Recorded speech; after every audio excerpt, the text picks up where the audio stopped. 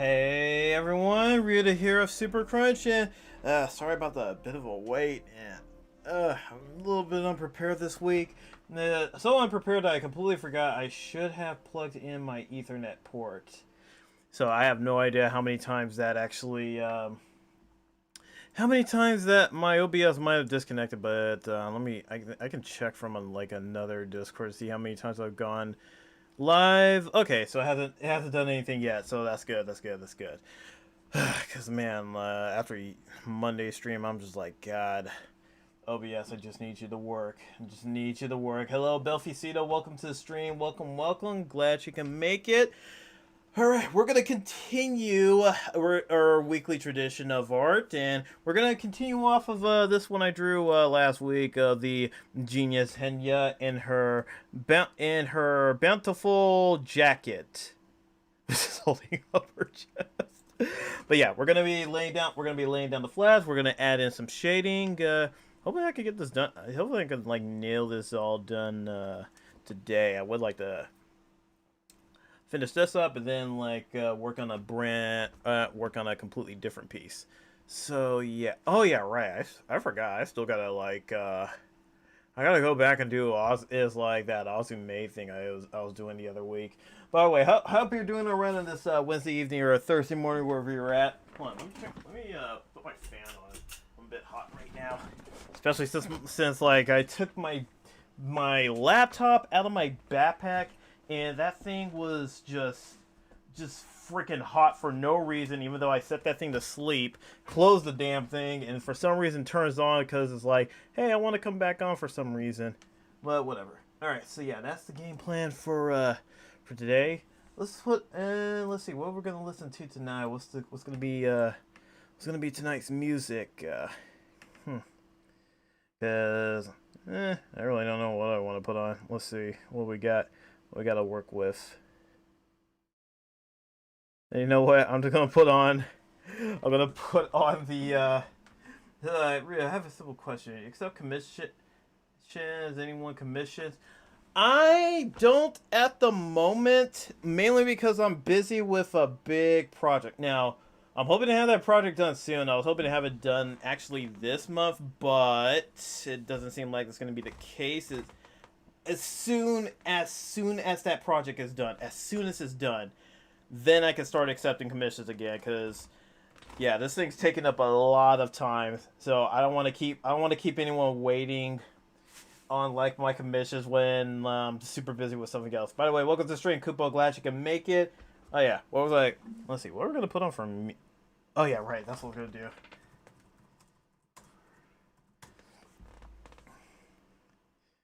Yeah, since I don't really know what to put on right now, I'm just gonna sit there. Okay, come on. No. OBS, please.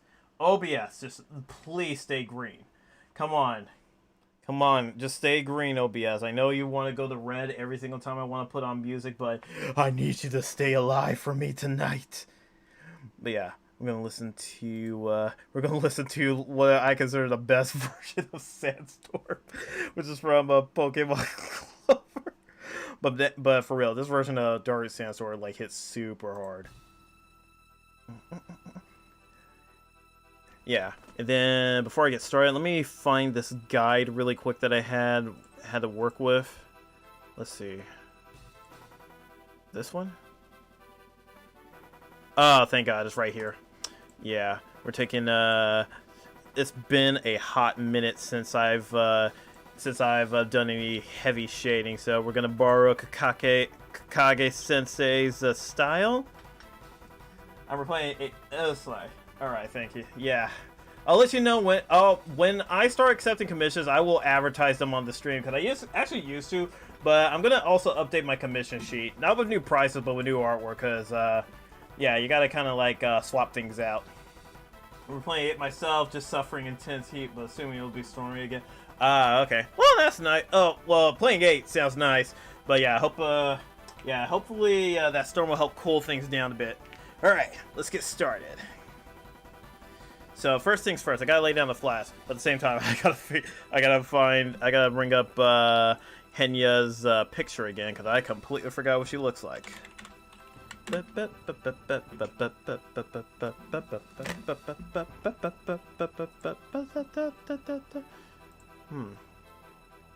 Kind of wish it, like, kind of wish her artist like had out like a character sheet or something. Let's see. Oh, thank God. Oh, thank God. She actually does have it. Oh, we're safe. We're freaking safe. All right, let's go. All right. Is this all her lines? Okay, good.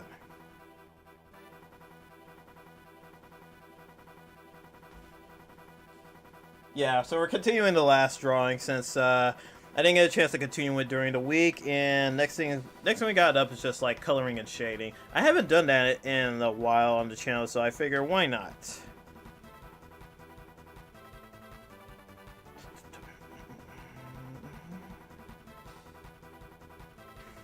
All right.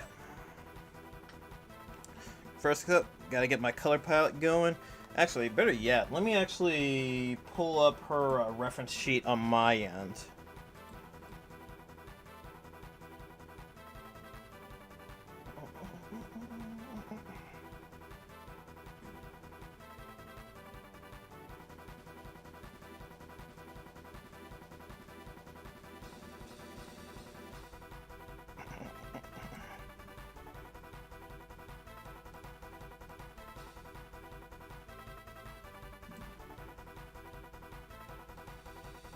Okay, cool. So I got a picture right here. Let me copy it and paste it in. Oh yeah.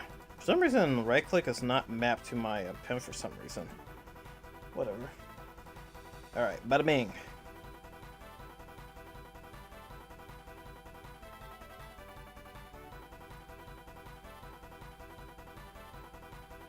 Alright, now to color pick some stuff out. Because I just realized, looking at this reference art, she's also got, like, some heavy purple tips on the end, so I'm gonna have to remember that.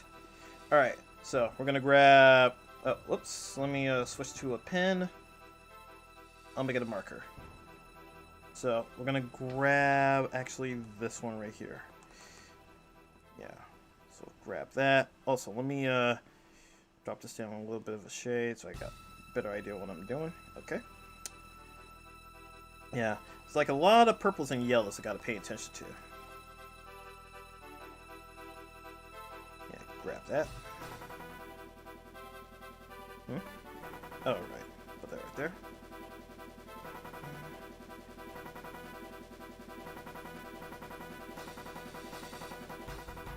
Okay, that's the same.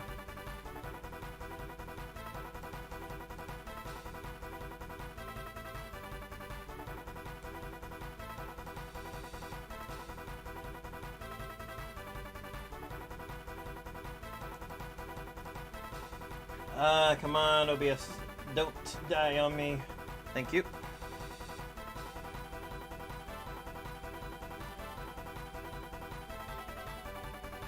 Or is this the same shade of yellow, I wonder? Let's see. Okay, it's not quite the same shade, but... yeah. Oh! Actually, yeah, now that I see it, it's like this thing's kind of working with a gradient, too, so... good to have that as well. I think we got the heavy purple stuff. Yeah, we already got that, got that. Those are all the same colors. I think we just about got everything we need. Oh yeah, right, the purple tips, that's what we need. Right there. We'll add that a bit later. Alright. Oh yeah, of course the skin. Let's see, where's the best place to pull it from?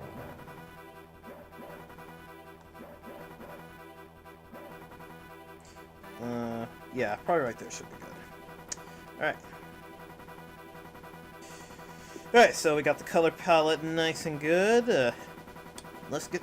Alright, now let's get to work. Apparently there's a way for me to, like, do a lasso tool. Let's see. Selection pen? What's that do? No. Lasso and fill this in. Let me see.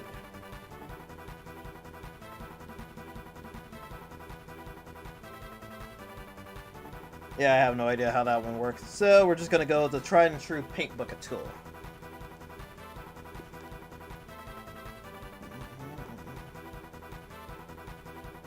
And I can always adjust the colors later.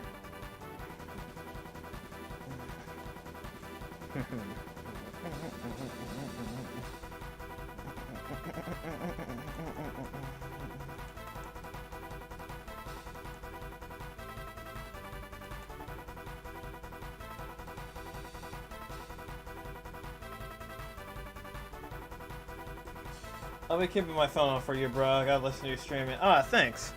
Really appreciate it. But yeah, if you gotta do some stuff, you can go ahead and do it. I'm gonna be around for a while. If my OBS goes down, just wait for me to come back, cause I'm not letting OBS get another victory on me this time. I'm gonna make sure the strong stream continues onward.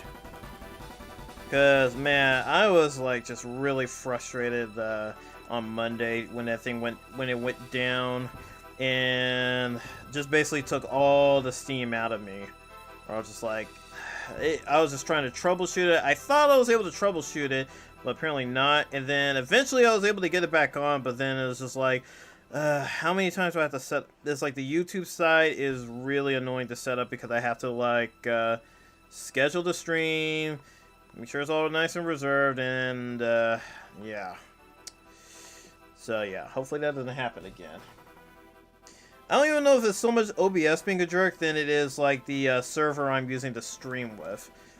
So it might be a case. It might be a case of either one. But yeah, this time I'm making sure we go. It's like we're going. It's like we getting this shit done. Ooh, I had no idea. Like, huh. So her bra is actually it's actually that dark purple. Interesting. I had no idea. Alright, let's throw you on.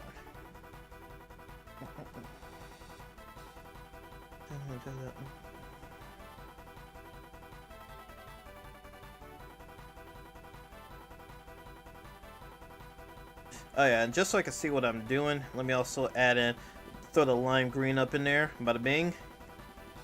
Yeah, and this will, yeah, highlight all the little nooks and crannies that I didn't hit. So yeah.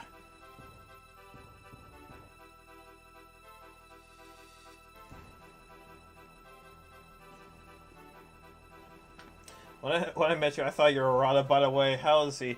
Yeah, no worries. Arata, he's doing alright. Yeah, he's been, setting up the new PC because, yeah, last time he streamed, it wasn't working out too well, and it turns out his CPU, which is pretty ancient by today's standards, it was just like on its last leg, so he had to wait for some PC parts to come in, and they came in, but then, you know, the fun stuff of when you get like a new PC and it doesn't work the first, even after you put everything together, it doesn't work the first time you turn it on.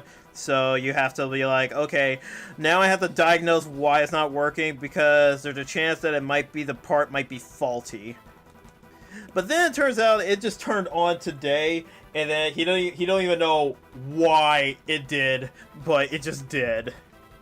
So yeah, now he's just got to kind of like you know, kind of fiddle around with it, kind of get his old settings back up. But yeah, doing fine. He may be back to streaming sometime in the near future. That also depends on his schedule, but at least he's got a working PC.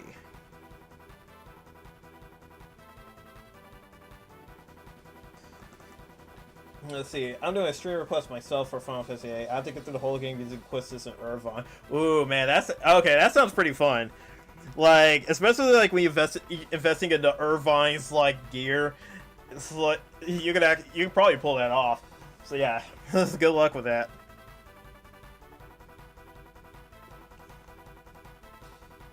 All right, grab you. Yeah, a couple nooks and crannies got hit down here.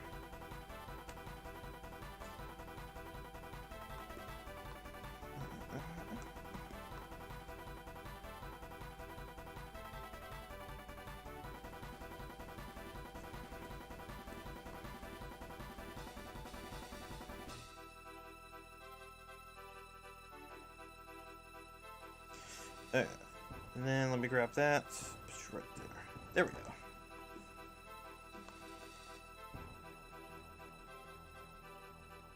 Yeah, this lime green, like, really helps me see, like, what stuff I haven't hit yet. Alright, fine, you have Siren, means you have the top off the offensive ones. Okay, yeah, nice. Because, yeah, he's got really good, he's got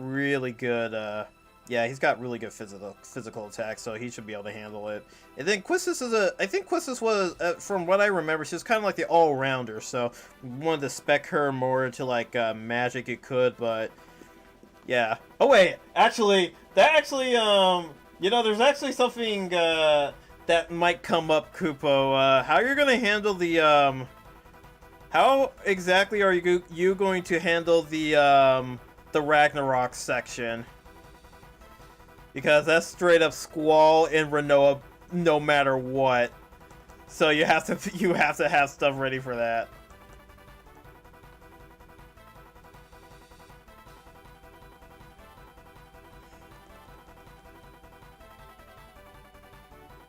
It's like that, and there's just that one solo Squall fight when he is, what was it?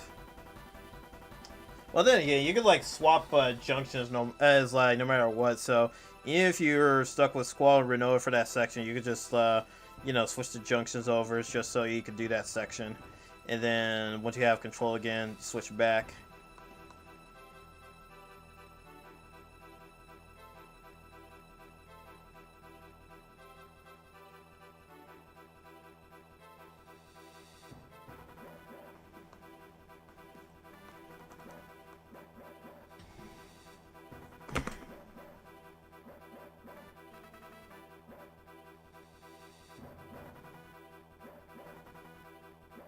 Okay, good. Stay that way, OBS.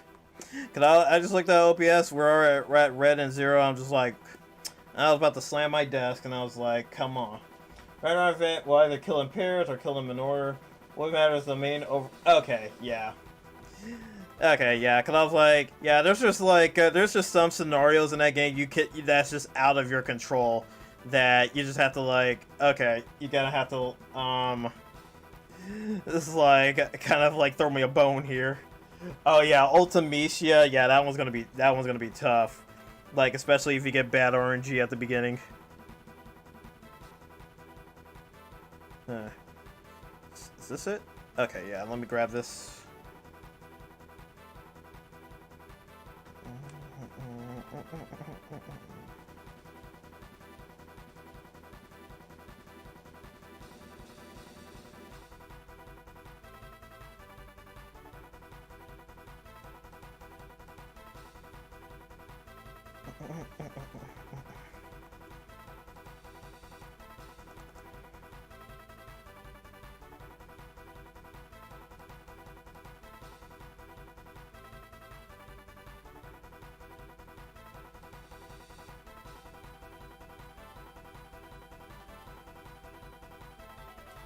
There we go. Oh wait. Oh wait. No. That's fine. All right. Let's now add the next layer up. I think we're gonna hit. I'm gonna hit that deep purple, like that next layer. Yeah, that one.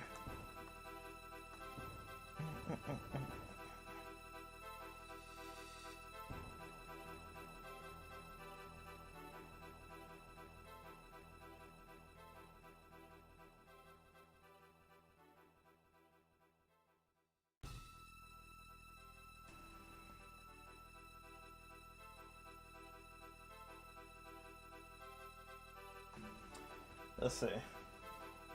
Have everyone match 7. I don't rely on injection exchange, so I give her. Oh yeah, that. Oh yeah. That is true. That is true. Maybe the only time I relied on junction exchange was when Renoa cannot be used. Yeah. Yeah, definitely. Yeah, cause I just remember like the way I play it is like I just junction exchange all day, which is like when I could just give like some of my my other party members GFs. But man, I had no idea how the learning mechanic worked, or why exactly you would make GFs forget abilities. But then after like learning that, oh shoot, they actually cannot learn anything new. So you have to make them forget skills, which makes sense. And then you start seeing seeing a lot of the quote unquote trash skills, where, well, actually, not really trash. It's like both trash and redundant skills. Where it's just like you have one skill, but then one skill that that learns a bit later that's way better, but they don't stack on top of each other. So one just kind of like nullifies the other, so you could just easily get rid of it. And then you can just get rid of that and make room for something better. It's like all these years of playing and I had no idea of...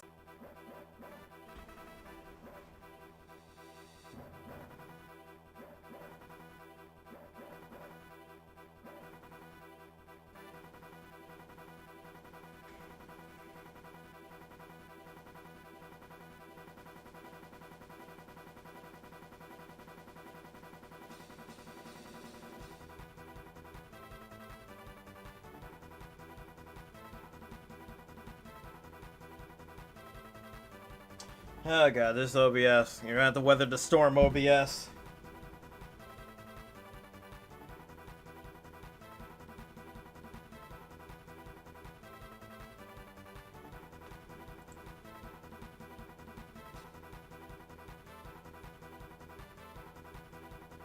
Alright. Let's see. Yeah, it's like remove elemental defense J and put in an elemental... Yeah, basically that. Command abilities. You don't want to remove Doom, Mad Rush... Yeah. Yeah, there's like some moves that you straight up cannot relearn. So, it's good to get rid of junk skill... It's like, yeah, that's why I say like getting rid of like the junk or redundant skills. That don't really make any sense for you to have them. Or when when the GF learns something that's better that doesn't stack.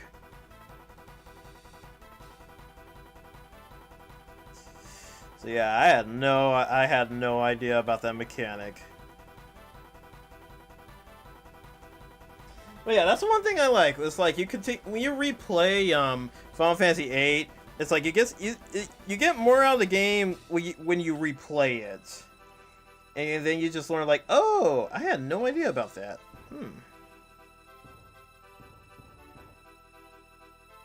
Or like you get in with a better understanding of how its systems work, so you could just completely bust them. Yeah, it's like it's a game that may not be to everyone's taste, but it's a game that also gets better the more you replay it, and like the better you understand the mechanics. All right, let's see. Oh yeah, I guess while I'm here, I can also hit her ribbons.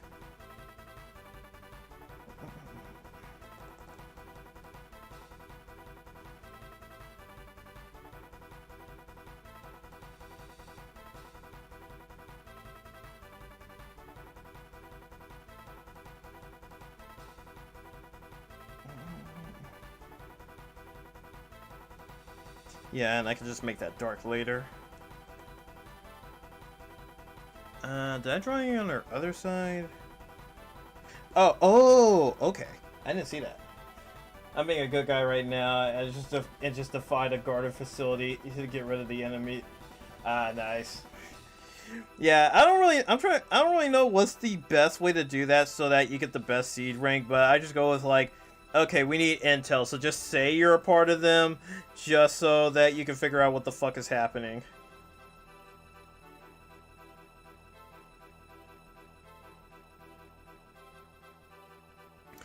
Yeah, man, I completely botched the Dalit mission in Disc 1. Well, maybe not completely botched it, but I completely forgot to get the best seed rank. You cannot talk to anyone, and I completely forgot. Granted, that stream was a 12-hour stream of me playing that game, so it's like I'll give myself like a little bit of leeway to make mistakes, because yeah, that was a stream for... It was gonna be a long stream. Like, straight up, wake up, turn on my computer, set up the game, start playing it for 12 freaking hours. Let's see, green hair, huh? Looks like she'll be a Oh, no. I'm just using the green so I can keep track of what stuff I haven't painted in. So, it's definitely gonna get changed. Like, this is so I know what I'm doing. Alright. Yeah, and the other stuff's kind of like gradients, so... Oh! I just realized. One thing I completely forgot. This is part of her, it's like she's sleeveless here, so I need to add that in.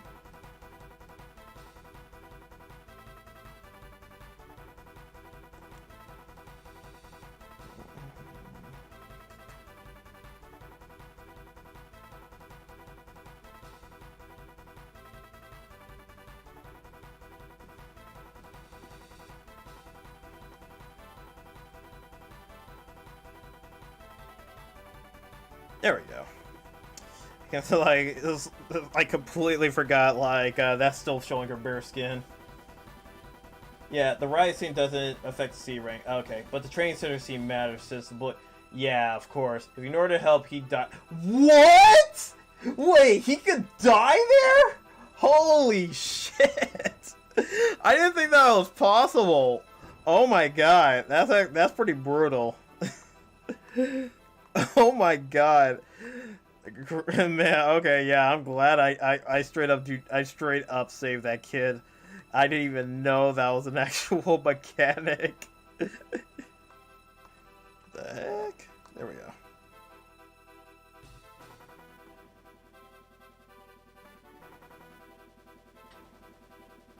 Let's see. Also, Zelda's in the party, special. Oh yeah. It's like, yeah, you get the pigtail girl. Man, oh yeah, next time I replay that game, I need to make sure I do Zell's side quest right. Because, man, that one is so easy to miss. I hate how that one's like one of the easiest side quests that you could screw up on. It's like you just miss one scenario, you're locked out of like the full dialogue.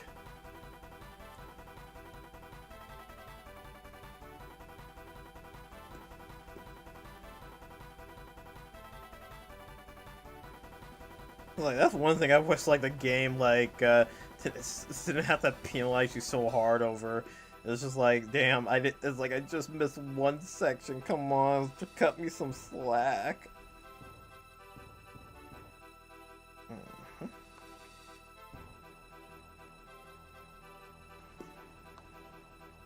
Alright, let's grab this purple. We'll start on the, well, actually, we should probably start under, yeah.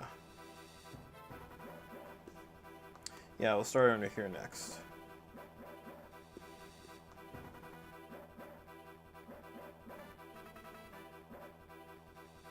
Oh yeah, and that's the yellow from her jacket straps. And then add these in.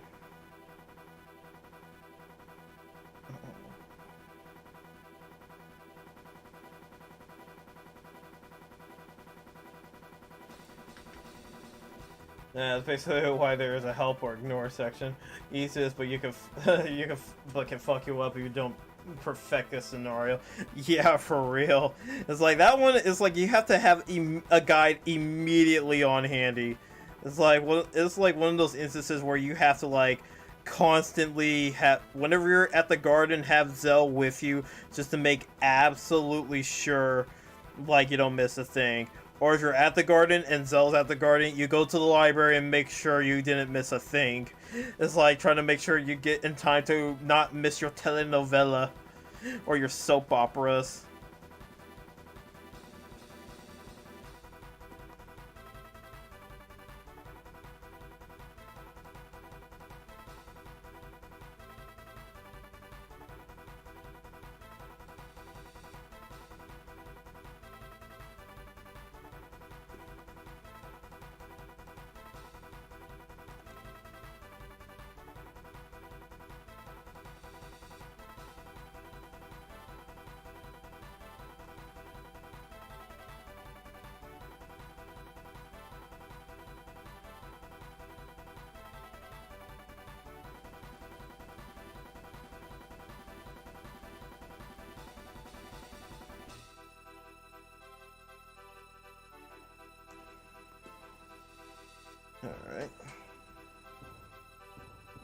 Like, the best part of this garden riot scene is when you find a T-Rex in the main hall.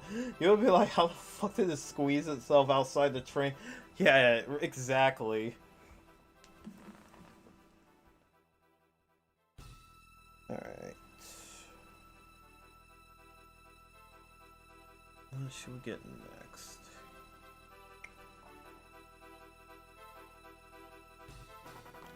I guess we'll,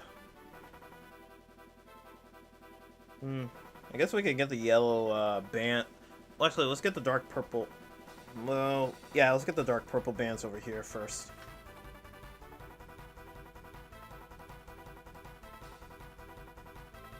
Actually, now I think about it, it should probably be down here.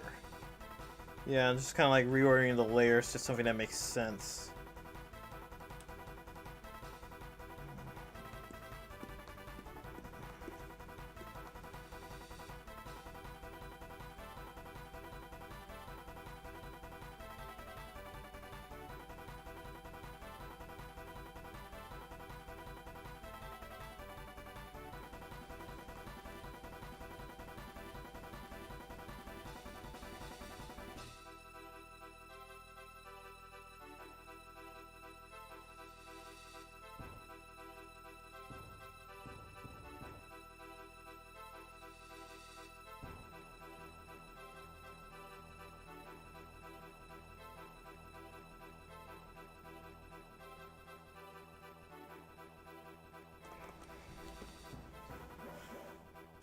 Yeah, the pig. Oh yeah, yeah, the pigtail girl. When you're preparing for the concert, Irvine talking to the girl will matter with the scenario.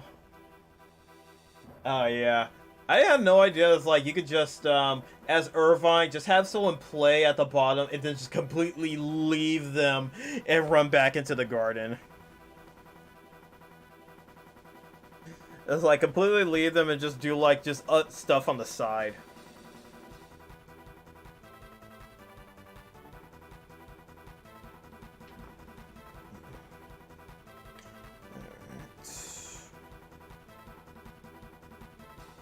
Alright, now we'll get this one in.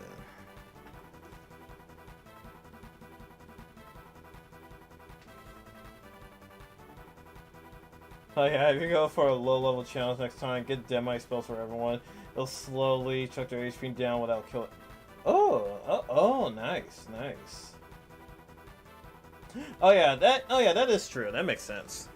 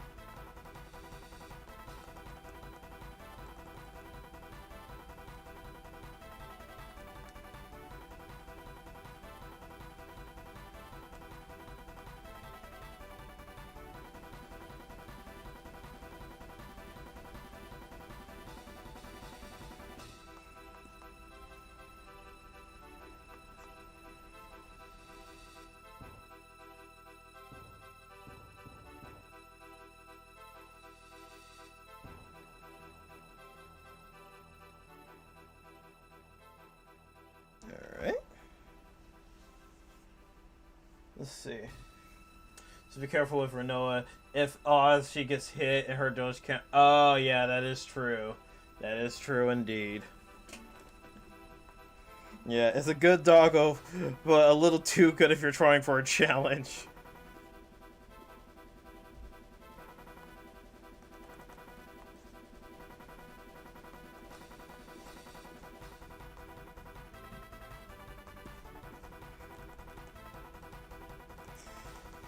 Alright, let me get that.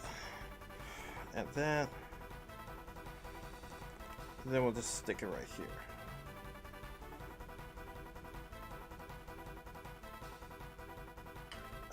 Right, so...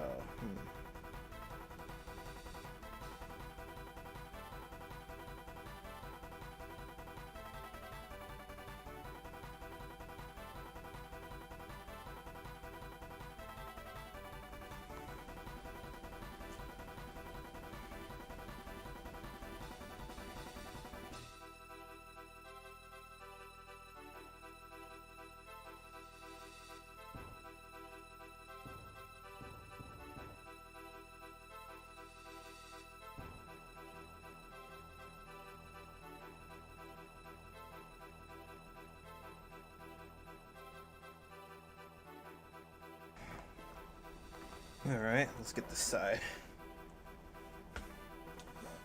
Like, even certain human bosses, but Diablos and Angel Wing Demi can legit kill. My advice, give Renoa brothers or character and make her defend. Yeah, that's a good idea.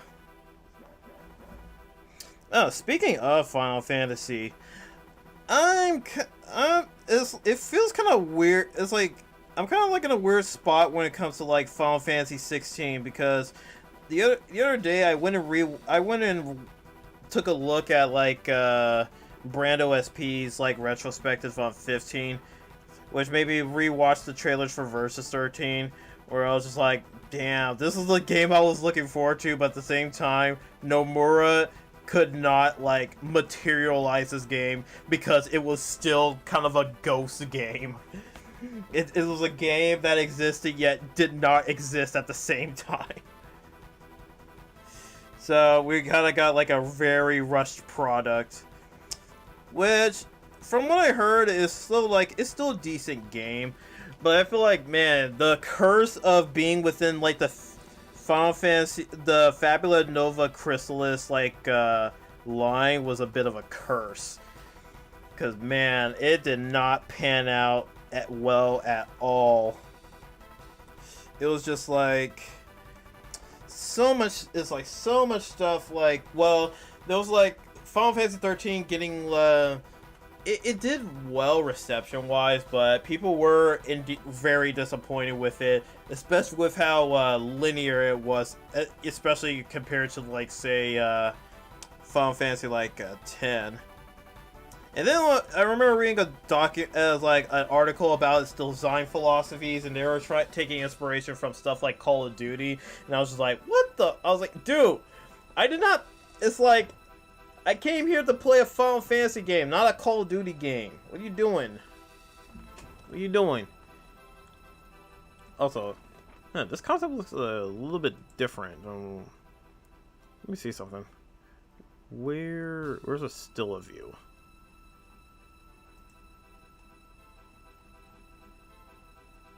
Like a full body still. I feel like I'm missing something.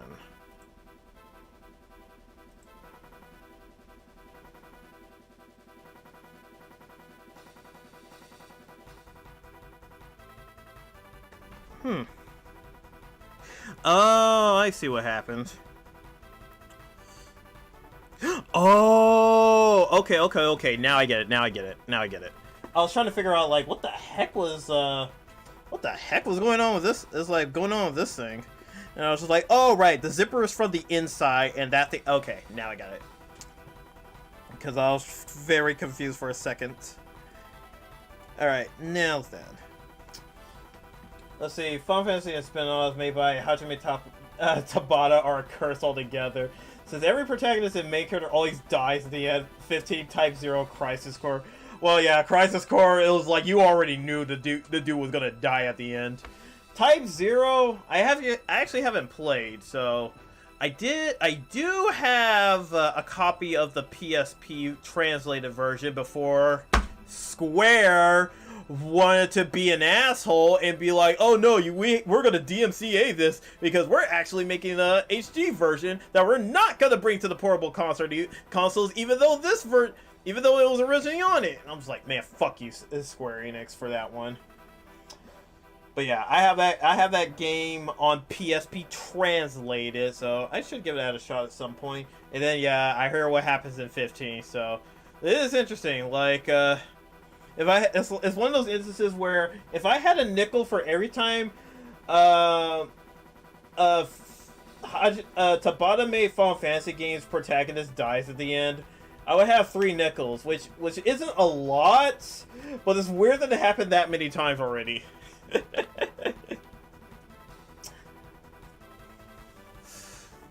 But yeah, so I'm kind of like, it's kind of weird looking at 16 and just thinking like, man, it feels like it feels like a brand new Final Fantasy game. We haven't had a new Final Fantasy game in over a decade. And I mean well, I mean, you could consider what was it, 7 remake new game, technically. What the hell was that about?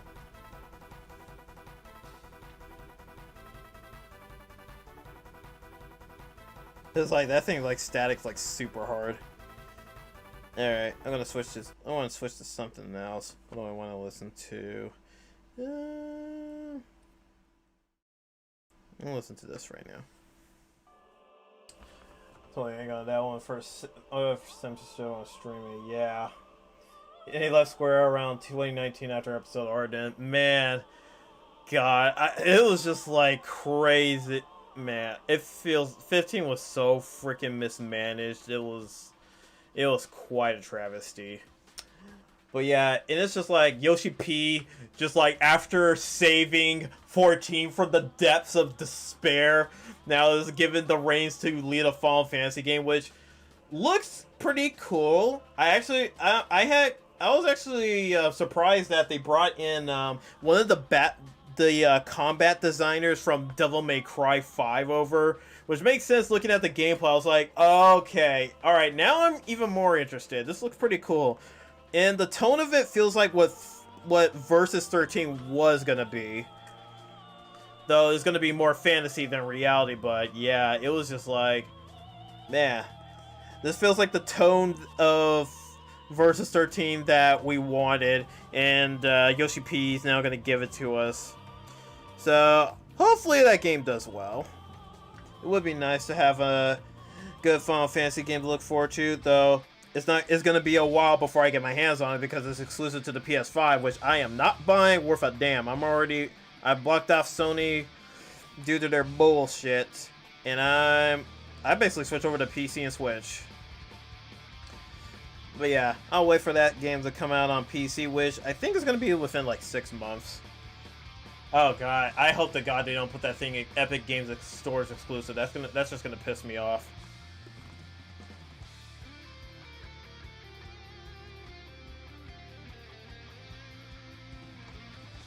Let's see.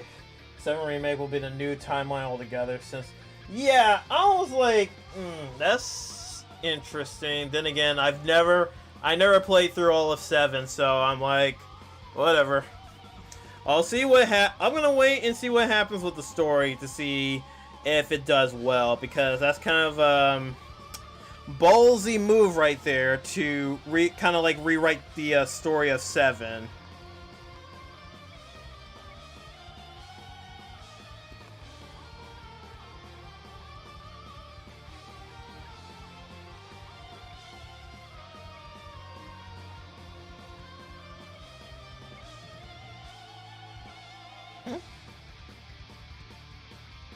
Wait a minute. Oh, okay. Thank God. I was like, wait, what the heck? Okay, there we go. I was trying to figure out where did I leave off on these lines. Alright.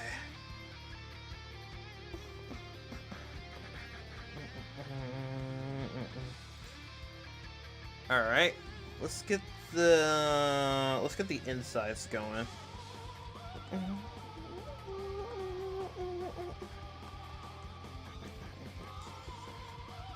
Man, this song slaps so hard. That said, I was kind of like thinking about like how Seven's doing like a brand new storyline. I mean timeline. Made me think like if they were to do the same thing for like Final Fantasy VIII, how would that go? Because I had like a couple of ideas in my head. Because honestly, of the games that could use a story rewrite in some respects, it'd definitely be 8.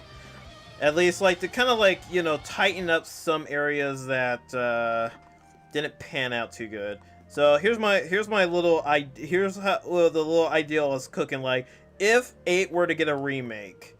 Now, if 8 were to get a remake, it would probably have the same, is most likely going to have, like, the same structure as 7, where it's going to be split up into, like, multiple games.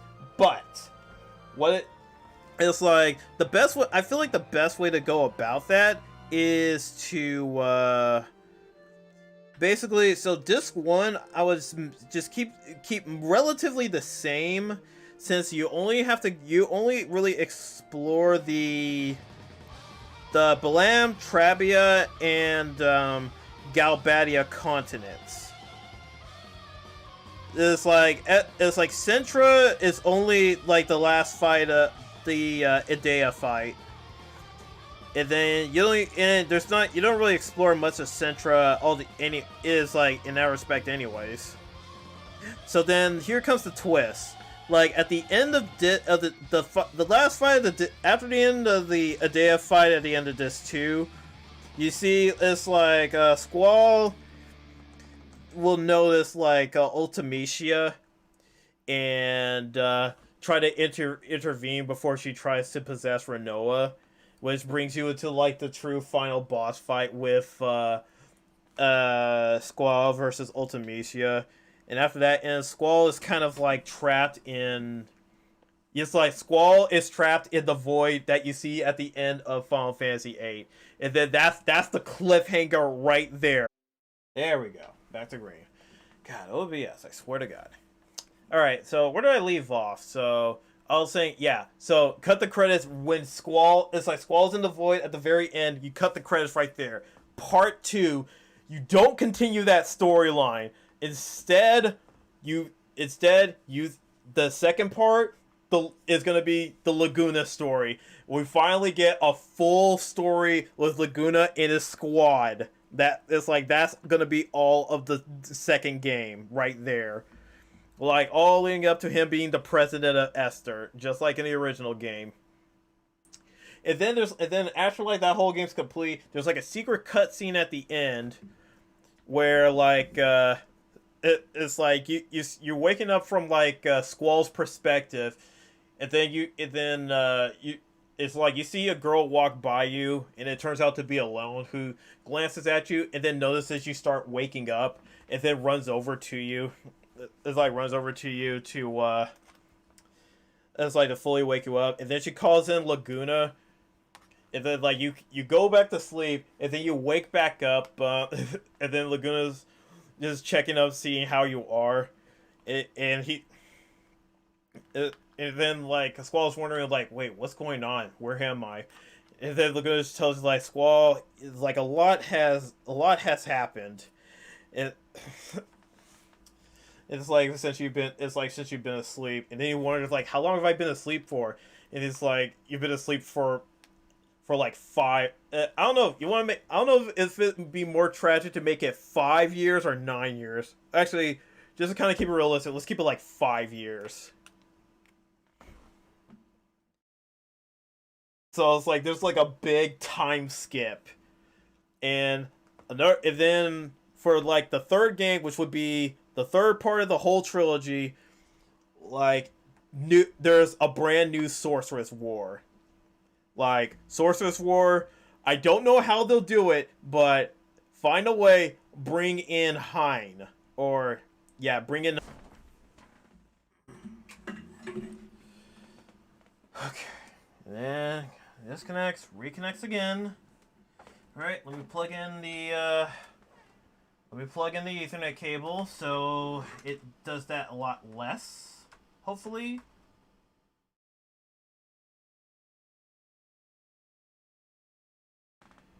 Alright, so Ethernet cable is in. So hopefully it stops doing that. Aye.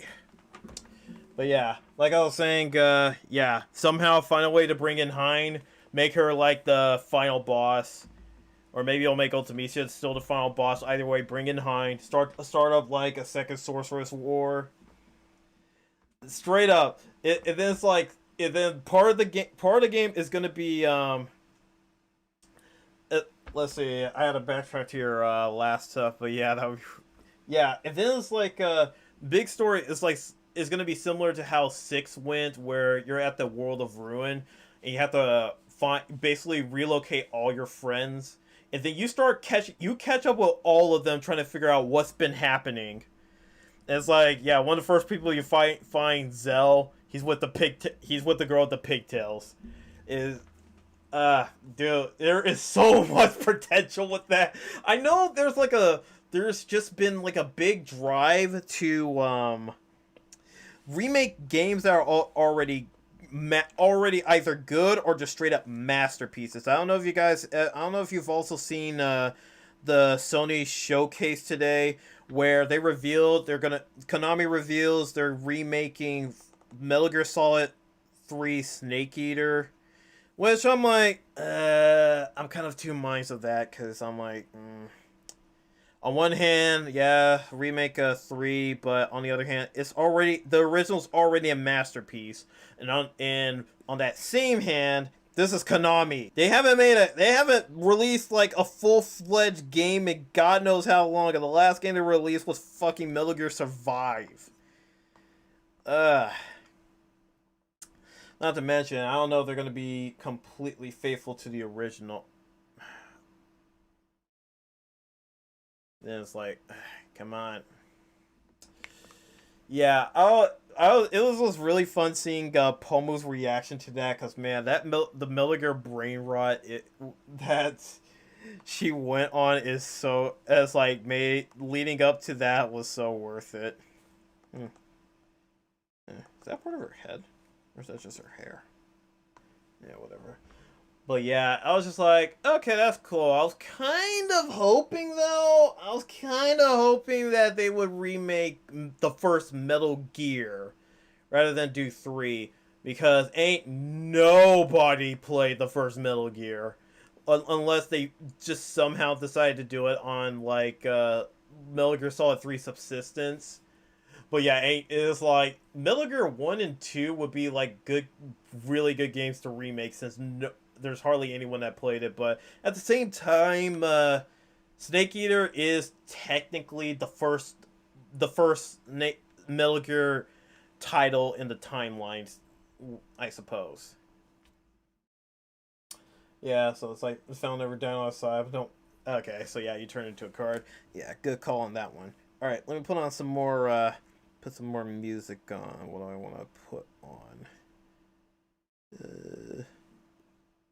Yeah, where's that? Where's the tried and true? Where is it? I don't see it anywhere.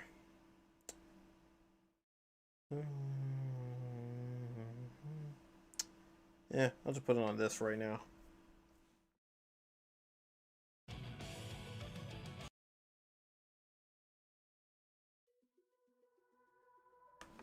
Alright. Where did I leave off on?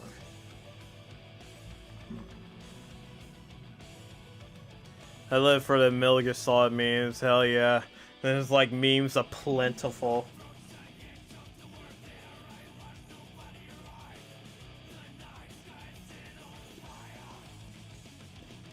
Okay, we'll do this. Some more.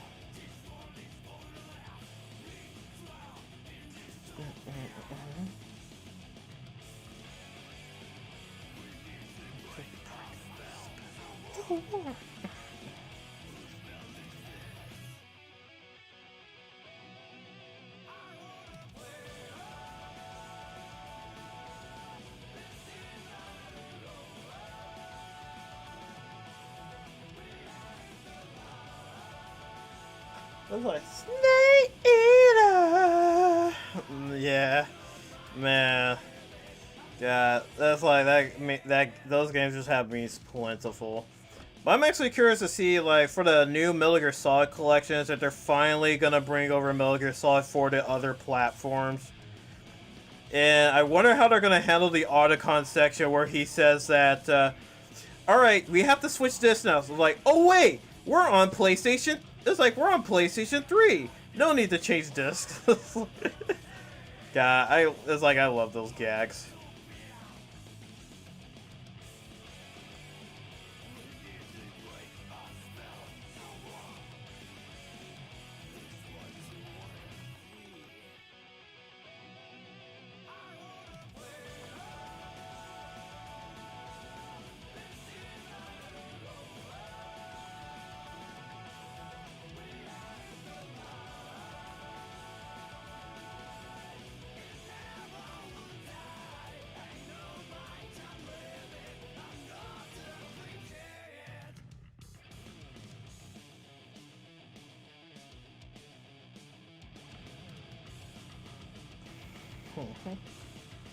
Card at Grendel, turn into a boss card and oh, okay.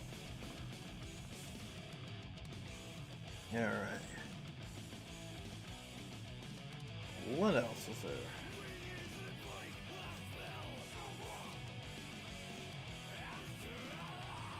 Oh yeah, this one down here.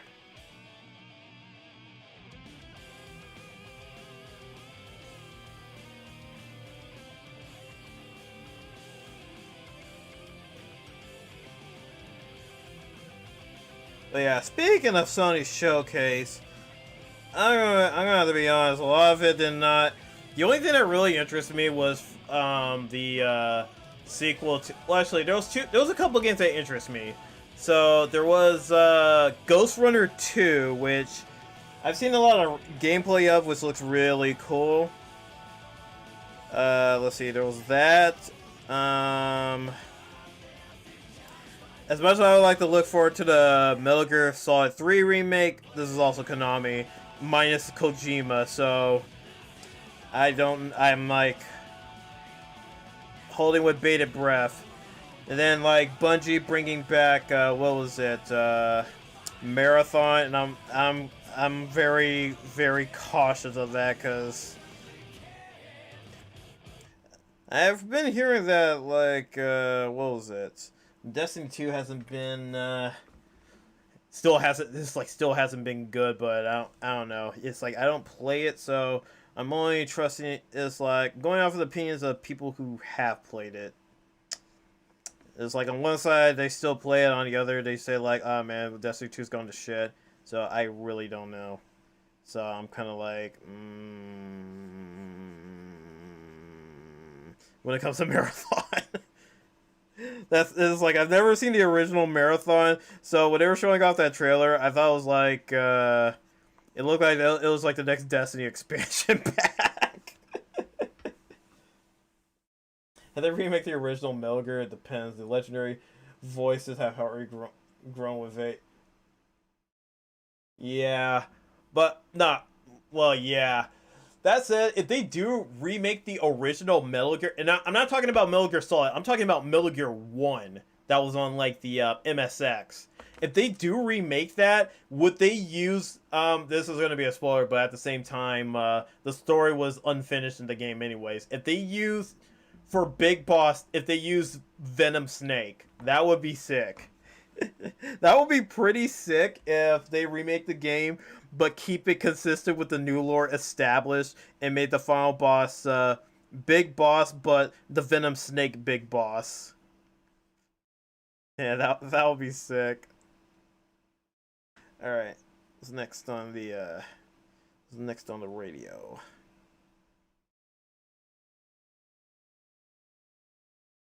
Yeah, let's put this on.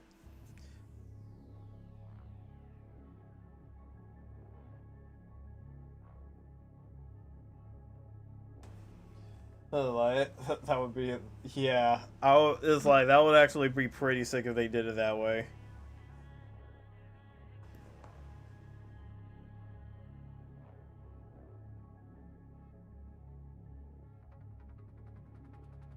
And then it's like at the very end of the game.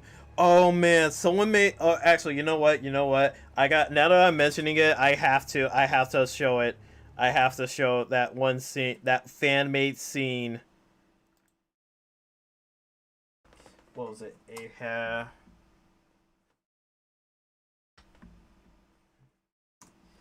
Yeah, what was it called? Yeah, Last Day in Outer Heaven. Now it's like, it would be absolute Kino if they did, if they showed like Last Day in Outer Heaven for like the very end cutscene. That would be sick.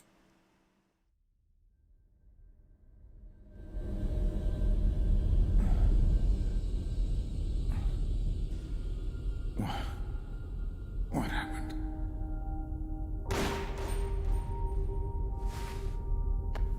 Oh. Yeah. I remember now.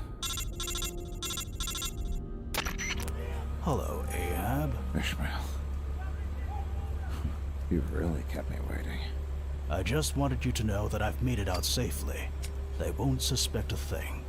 You played your role perfectly. I see. That's good. So at least I thought. Done something right here. I never expected him to succeed.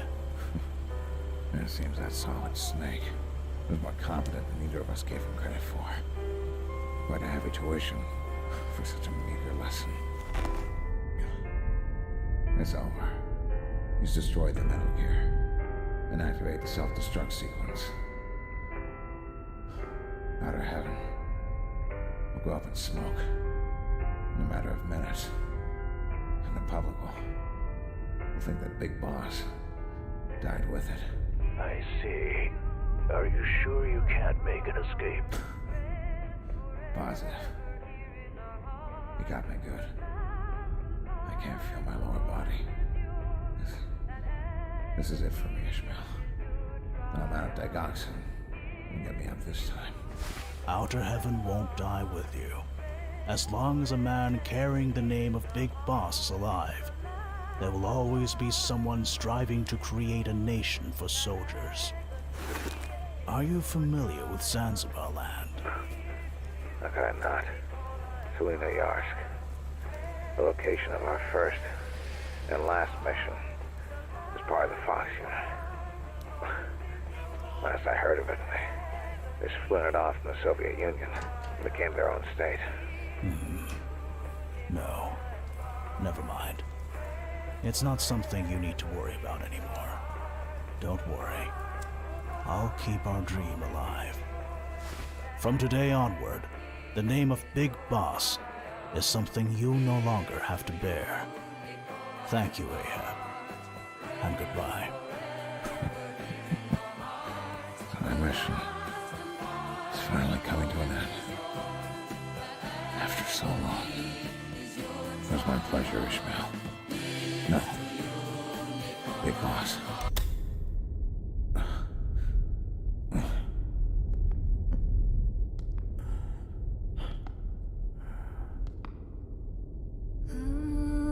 see. So you've come to pick me up then.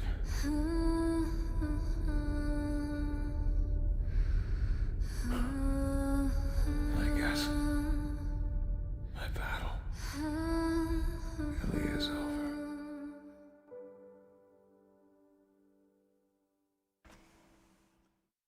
Ah, man. Dude, if they remade Metal Gear and made, like, the last scene something like that, just pure Kino.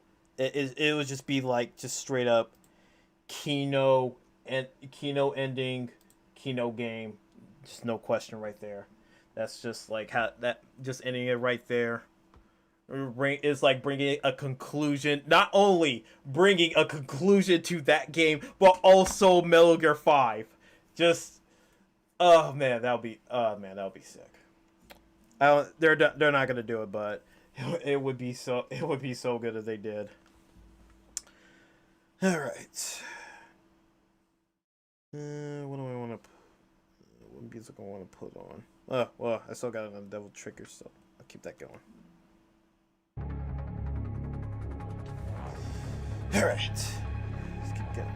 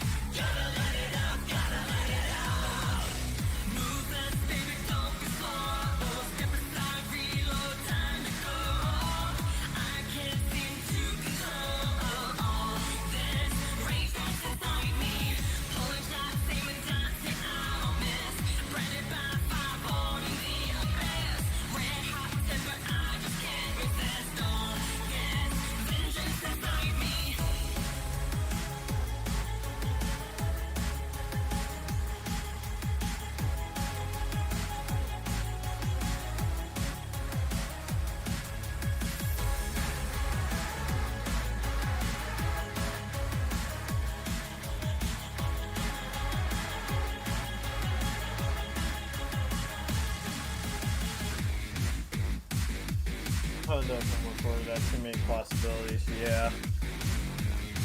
This is like there's all these remakes of like games that are already good. They should really start like remake games that were either very average or just didn't get the chance to really shine as they hoped. Yeah, that would be something to look forward to. All right. Let me get that.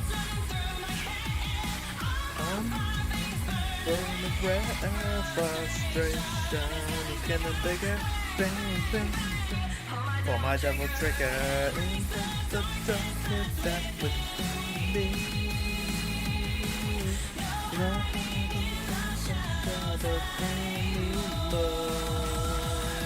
Oh wait. Right, that's the wrong glare.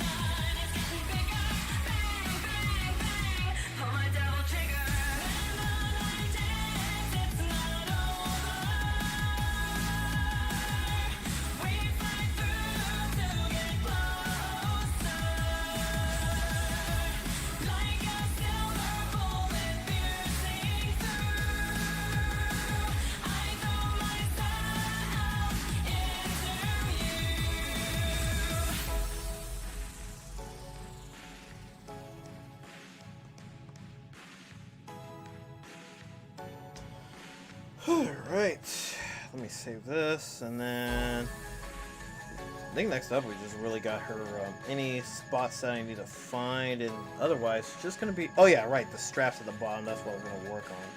Wait. A little part of the straps I still need to do.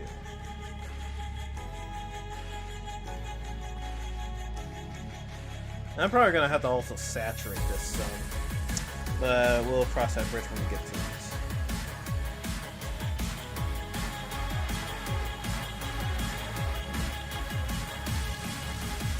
Oh, wrong one.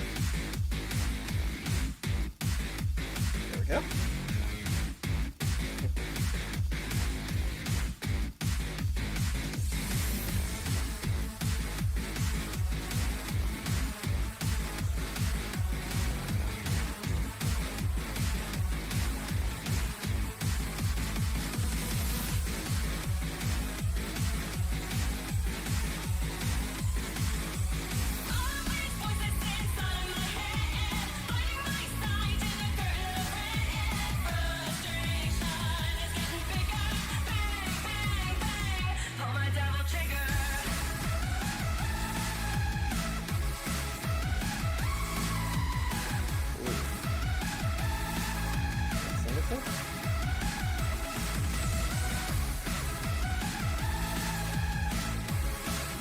Oh, whoa, what the fuck?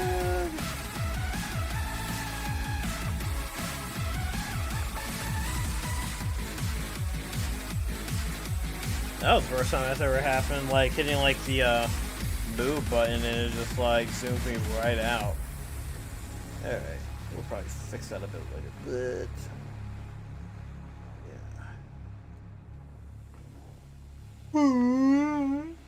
yeah. Let's see. No. Oh, I'll put it on this because I was listening to it the other day, and I didn't get the chance to finish it.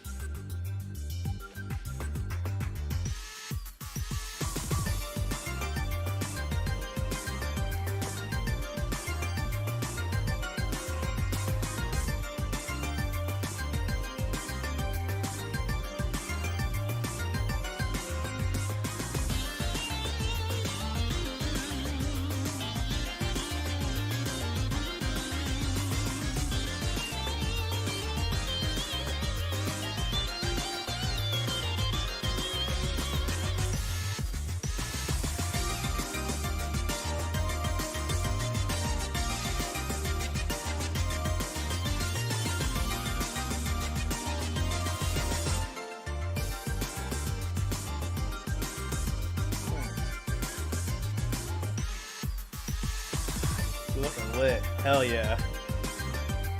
It's gonna look even more lit once I get like that. Once I start getting the shading going. But yeah, I just love that. I really just love that smug look on her face. This is like just smug, just knowing like, yep, that's right. I'm big boing boing.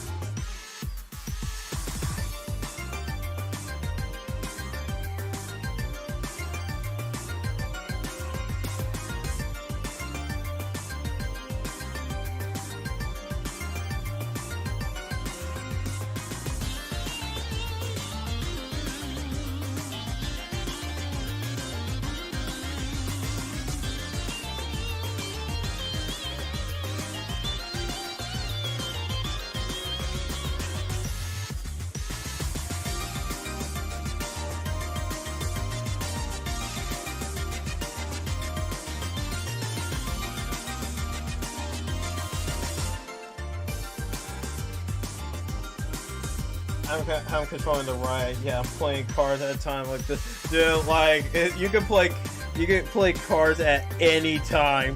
Like even when like the space station is about to crash into like a stream of monsters, you'd be like, "Hey yo, we gotta play cards right now." But then they prevent you from playing cards because their rules are complete bullshit.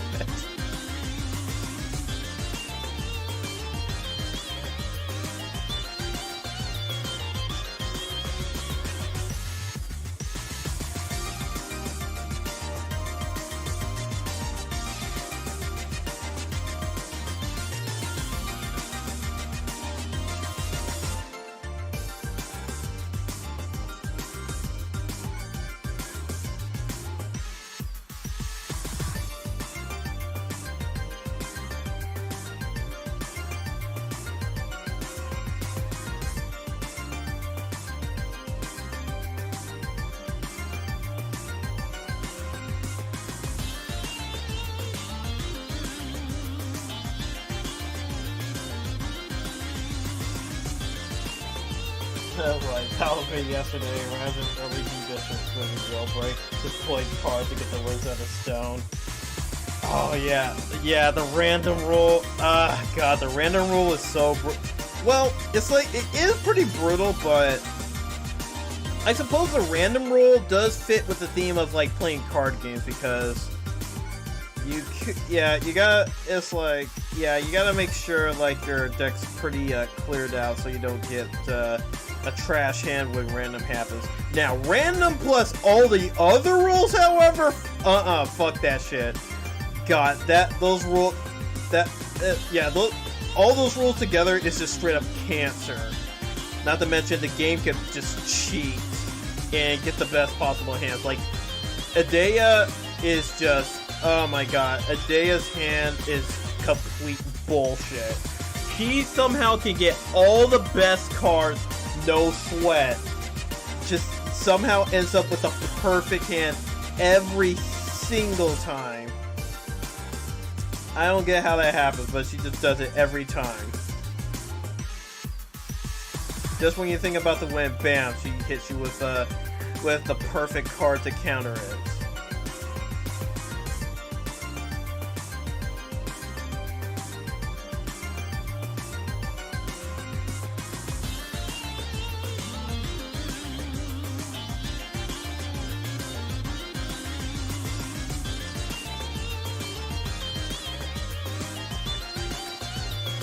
It's just so smart, even playing with low-level cards. Yeah, it's like she's smart, and with all those rules, she's just way too good.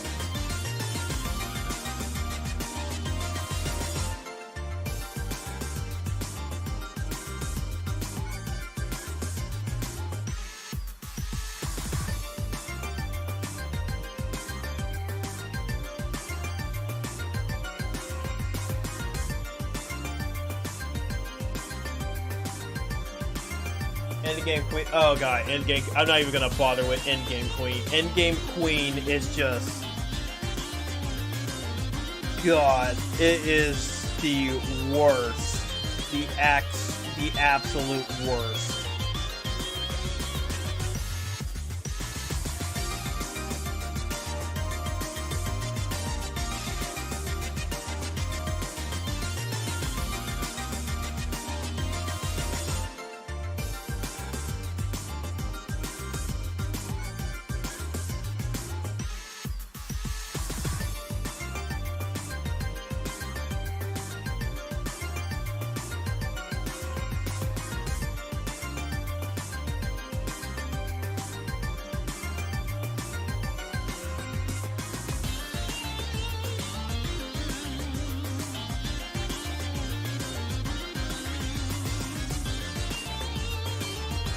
Boss Central, she'll still give her big brain even with open.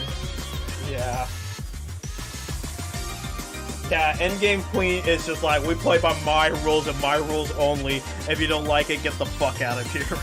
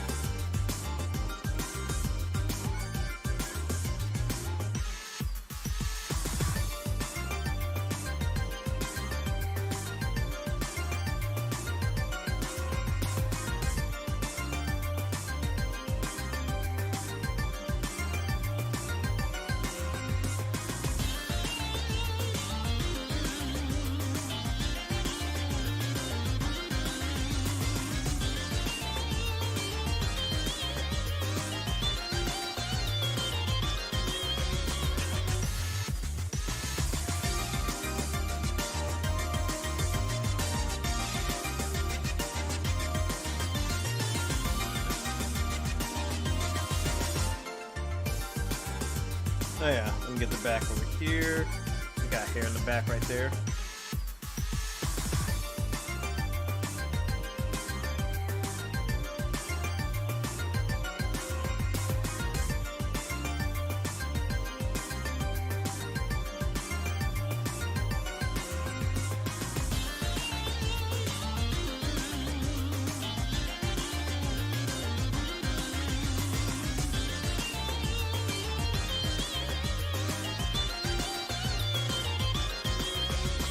Point of view of everything but not open. They should have purposely lose a different card to General Carway before entering missile base.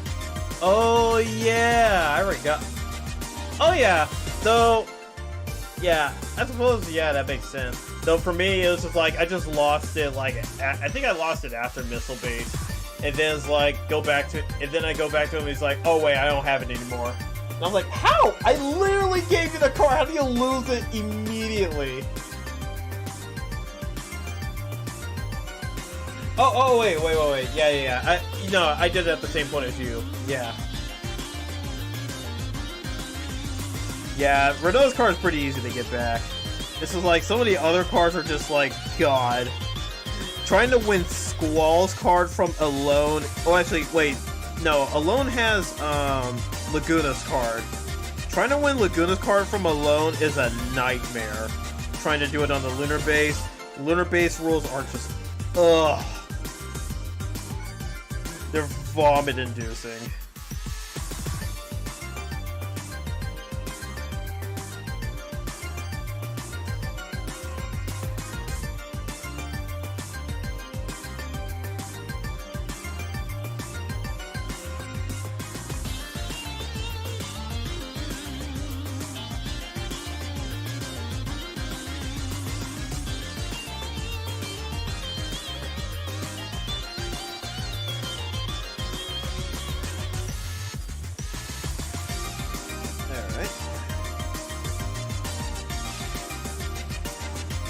think I got all the parts in here.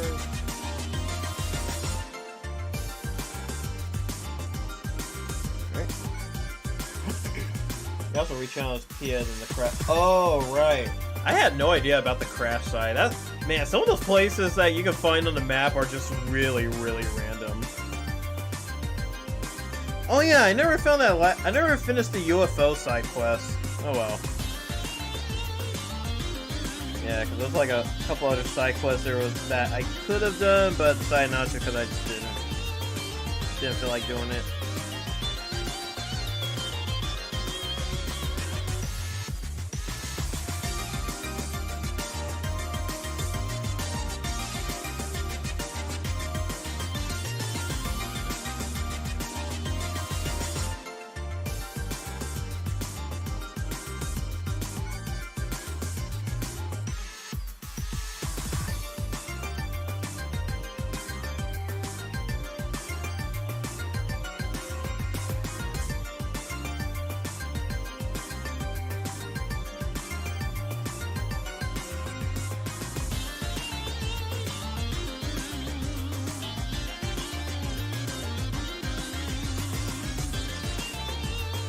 Yeah, it's all PTSD, yeah.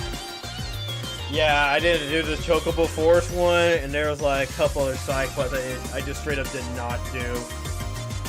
But I was like, yeah, screw it. I'm just gonna play it at my own pace, and whichever side quests I don't do, yeah, I just didn't feel like doing. Alright, let me change tracks. Let's change to Act 2.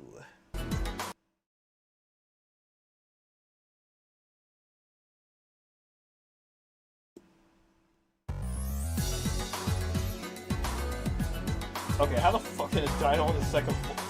Oh my! It's like that dial just crammed itself inside the elevator. It's just like it's just like, excuse me, I gotta get up to the top floor, thanks. It's just like it's Final Fantasy. Logic don't matter here.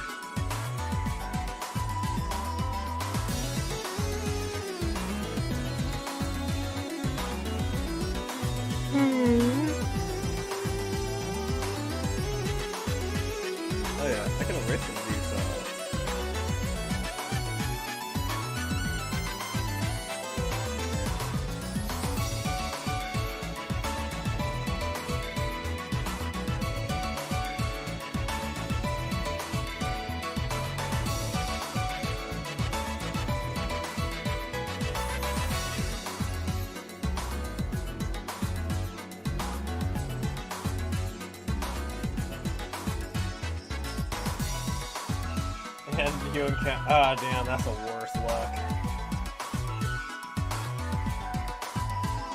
Ah, man, Galbadia Garden is just they just crammed all the monsters in there, and even threw a GF in there for good measure.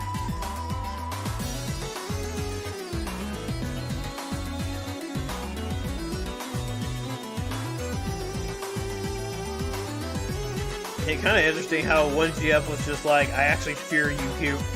It's like, it's you humans I fear. It was like, I think that was Cerberus. It was like, damn, I wonder what did Galbadia do to him? Like, do to that GF? Poor thing.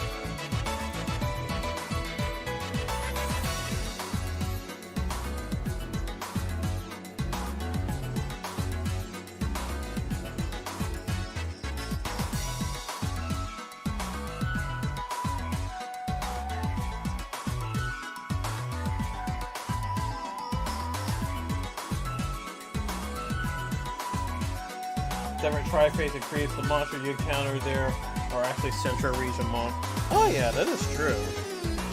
Yeah. Well, then I was like, how did they get Centra monsters there? But then I realized, well, they're on the Centra continent, so I suppose they could have been like, hey, go grab some monsters so we can put inside our garden. That's it. Why did they release monsters into their garden? It's like they just had no regard for student safety in the slightest.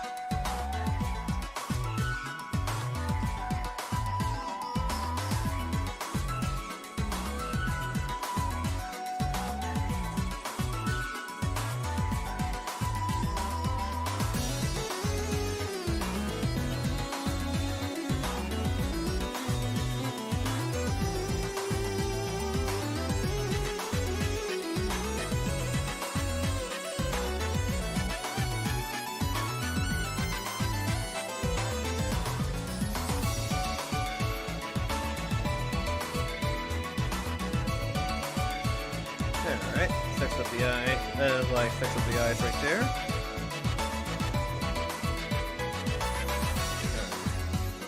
And then let's add the yellow. Eyes.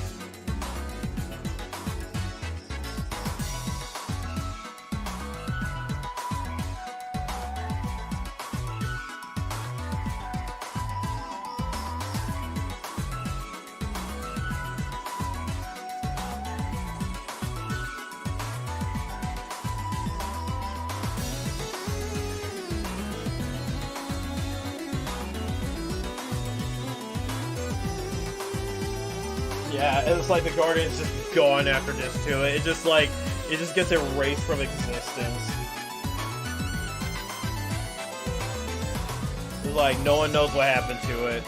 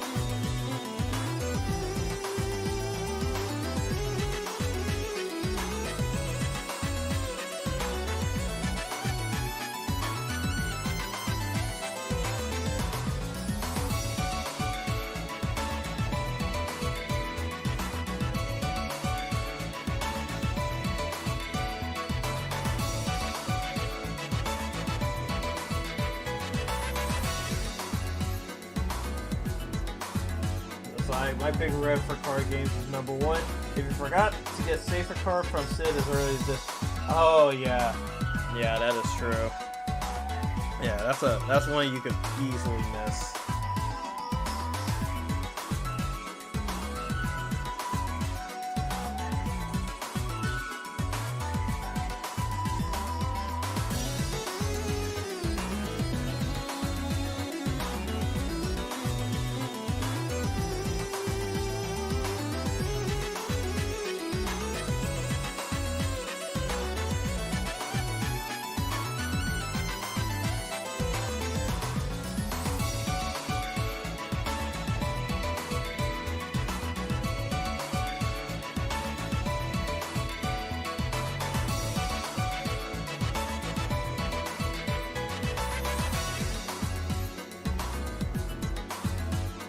Let's see. 3 minutes per location. Make sure it doesn't hold back and use a central more smarter. Yeah, that makes sense. Why the music's so catchy? It's like a kawaii anime game music. It's actually from Sonic Mania. It's one of the original level tracks. It's the one for Press Garden Zone. And it's really good. It's basically the quote-unquote ice level, but not really. But yeah, Press Garden just slaps so hard.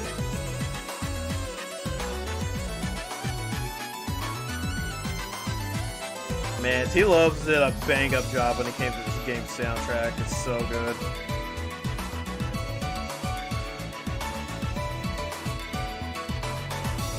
That said, everyone keeps calling Mania like the best 2D Sonic game, and I'm just like, okay, look. It's really well built. I will not deny that, but I am sorry, it is not the best 2D Sonic game. That honor still goes to 3 and Knuckles. Sonic 3 and Knuckles. That's the ultimate Sonic game right there. But hey, you're welcome to play those games now that you know their existence. Yeah, I was like, because the big thing that holds back Mania is the fact that of the 12 levels it has, only 4 of them are original levels, while the rest are just pulled from other games, which I don't mind, and the level designs for them are good, but just compare Act 2 of Lava Reef Zone in Mania to Act 2 of Lava Reef Zone in 3 and Knuckles, specifically the boss encounter, and there's just a stark difference in tone and mood. It's 3 and Knuckles, it's just way better.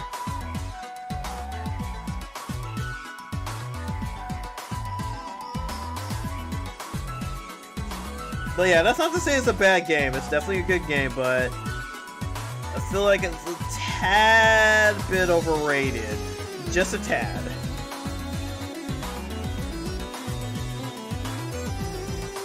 That said, it is definitely better than Forces. I cannot in good conscience say that Forces was any good. That game was really bad. Man, Luke's YouTube chat looks so much faster now. Nice, very nice. By the way, welcome to the stream, Rada.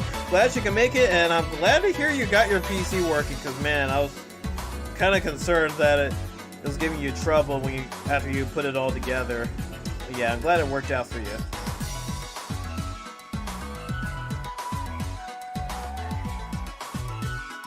Yeah, Press Garden music goes so hard. Now that I'm telling you, like, yeah, the music for Sonic Mania is really good, like, especially the original tracks. So the remix tracks are also really good. Oh, you know what? Since we're talking about original tracks, I got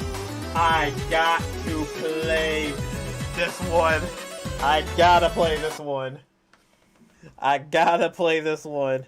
It's like, I'll play Act 1 just because it comes first, but then I'll play Act 2 because I know Act 2 slaps way harder than Act 1. But this one right here, this one is just like, good stuff. This is good fucking food.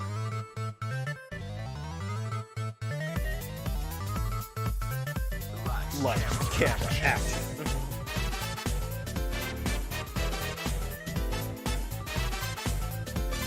Yeah, I'm doing pretty alright today. Stream's going pretty well, and we're getting a lot of coloring done on Henya right here. I can't wait to get to like the shading part, and then add like the blush in some places. Yeah, it's going pretty well. Just talking about, we're all in agreement that it's hydrosity and not hydrocity. Exactly. There is no. One dude in another Discord I'm in keeps telling me no, it's hydrocity. I'm like, no, hydrosity. I don't care how many. I don't care if he confirmed it like recently. No, I will still call it hydrosity. I will never accept Hydrocity as its official name. I know it's my own headcanon, but fuck it, I don't care.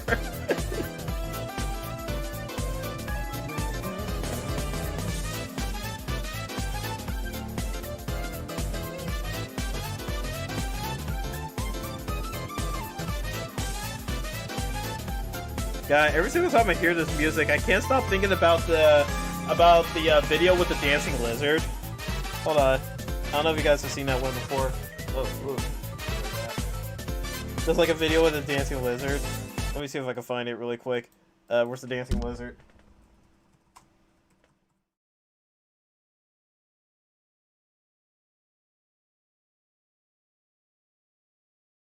Is this it?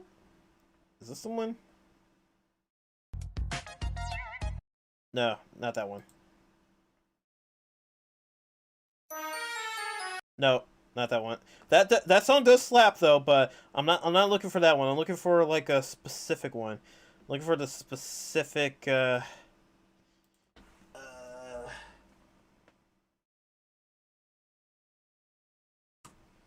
on, give me that one. I need that one.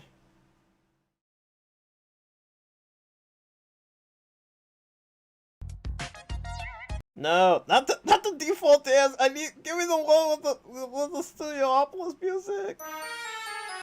Ah, come on, I need it.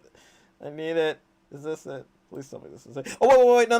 There it is. I saw it. I'm putting it on the screen window right here. Here we go.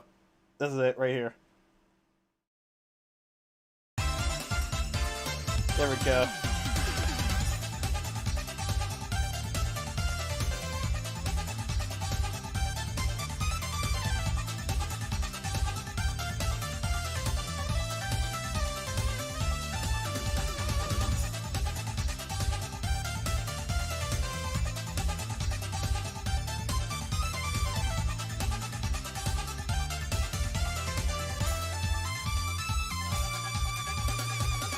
Yeah, that's how I be when I listen to Act 2. Act 2 just be like that. Oh man, I love that. I love that video. That video's good.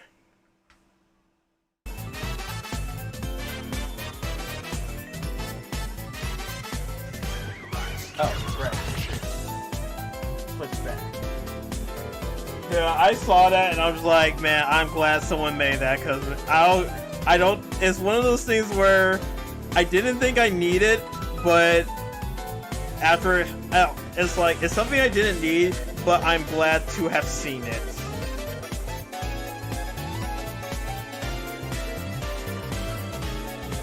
God, it's like three memes in one.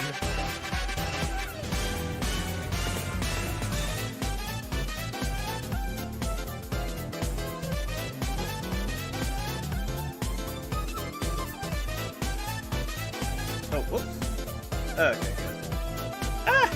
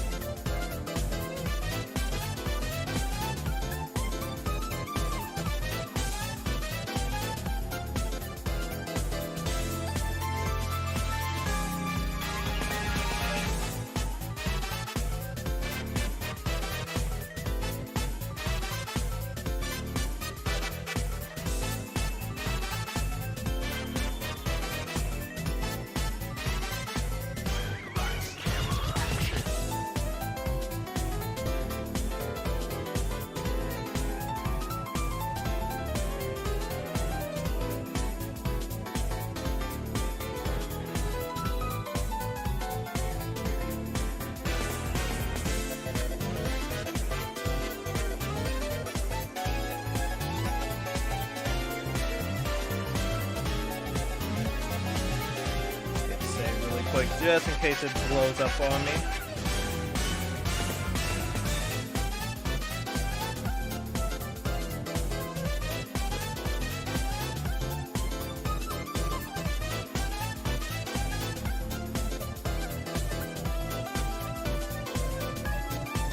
Yeah, it's a smooth jazz right here.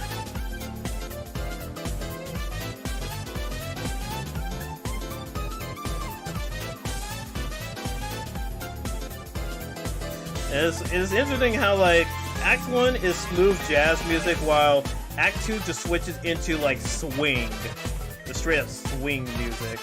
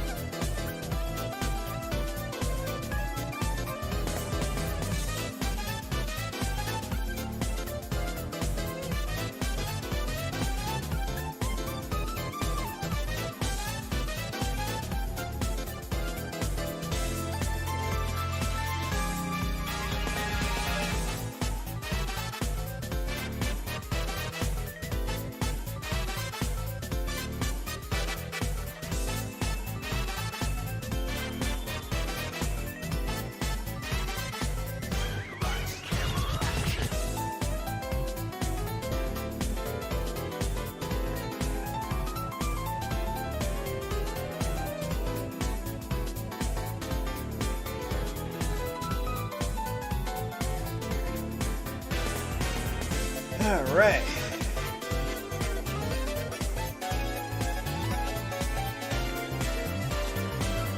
Good, we got the flats on nice and in there.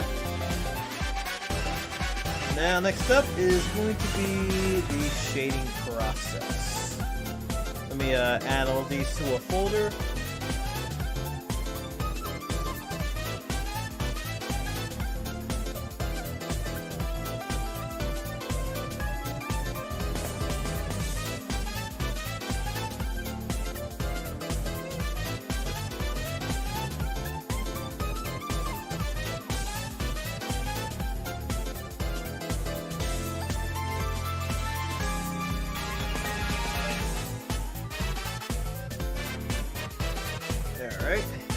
then let's see. So for the shading, we just have to let's see. We have to paint everything in an all white state and then in a light gray for shading.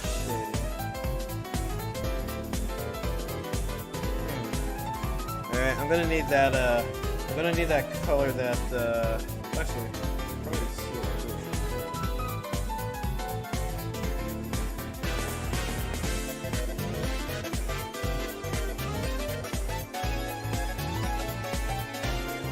Oh, okay, so light gray, so I'm gonna have to color it like this.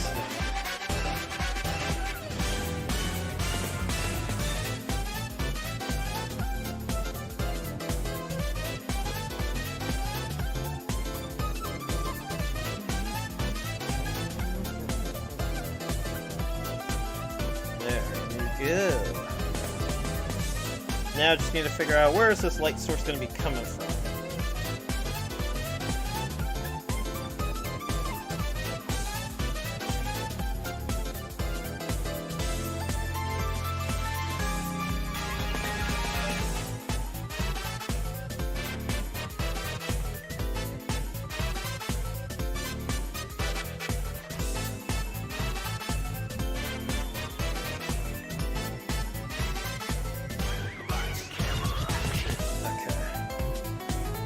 Alright, let's change things up.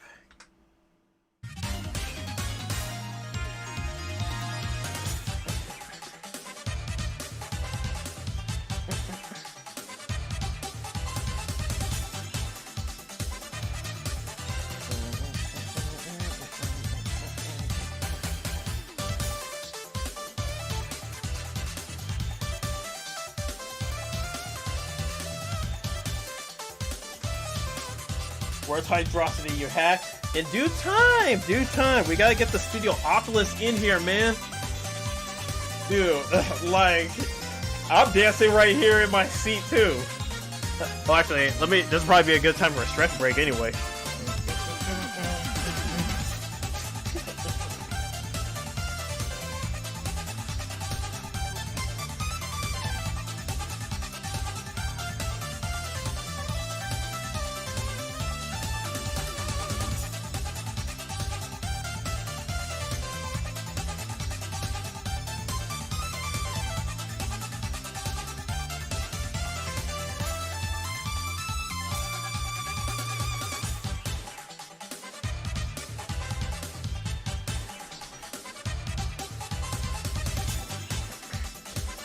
Alright, got stretched out and got my limbs loosened up a bit. Alright.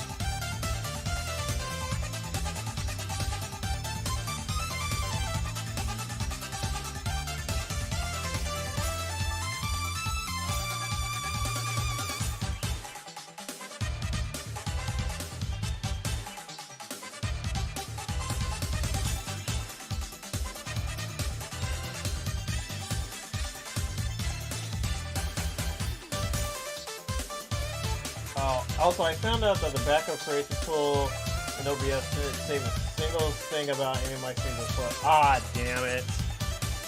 Yeah, sorry about that. I thought it would. Yeah, I guess there's only so much you could do with this free program.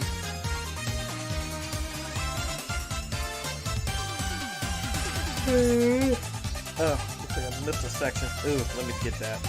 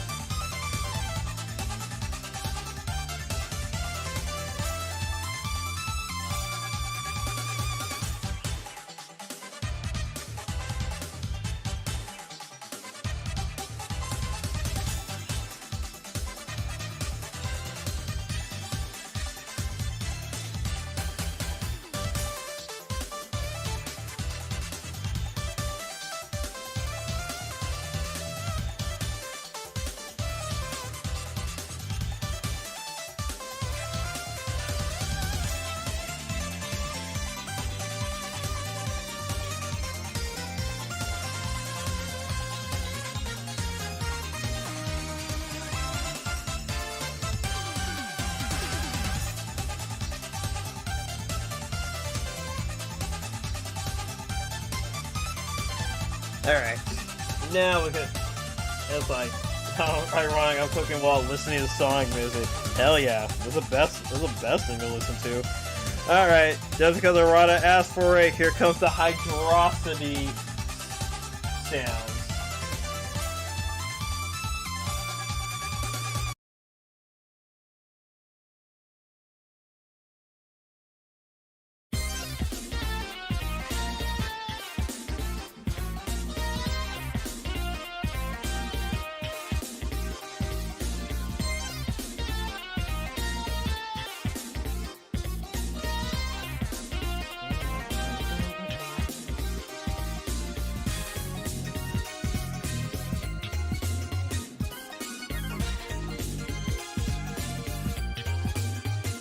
Yeah, that kind of sucks.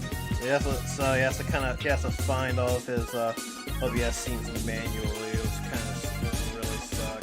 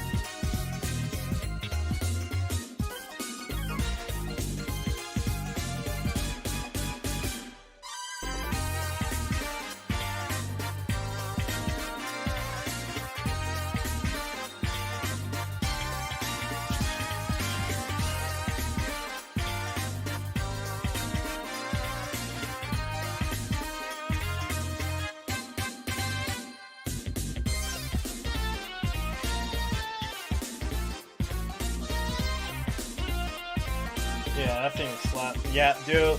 When it comes to Sonic games, it's like the themes on there just slap something fierce. Like even the worst Sonic games have like just slapping themes. Hell, even I can say for Forces it even got like a theme or teams that slap. But yeah, the 2D games they go so hard.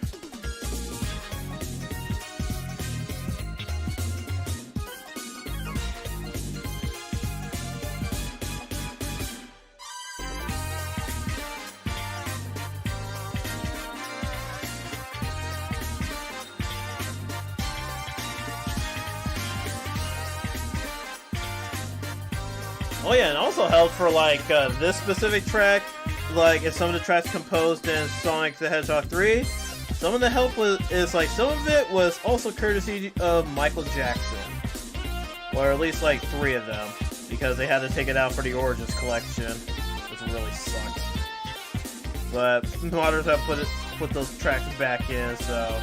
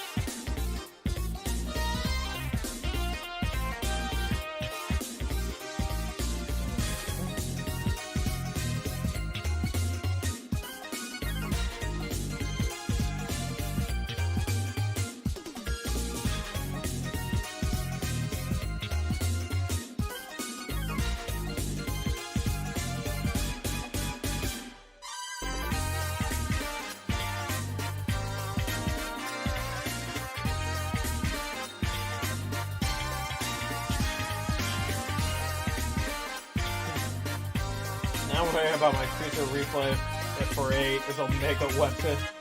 Oh, shoot, you're playing it on the PlayStation? Oh, man. Yeah, good luck with that one. Yeah, that one's gonna be a bit rough, especially with just using Quistis and Irvine.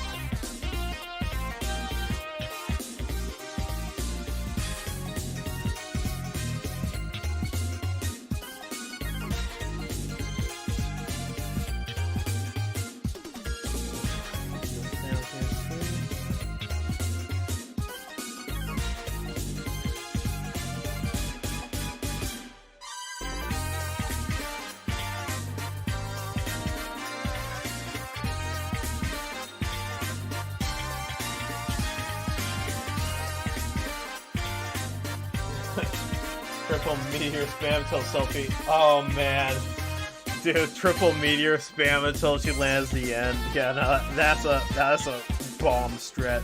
That's a good strategy right there. I'm still tripping how I luck shitted out and got like the end just randomly on selfie. This is like prime luck shittery in action right there.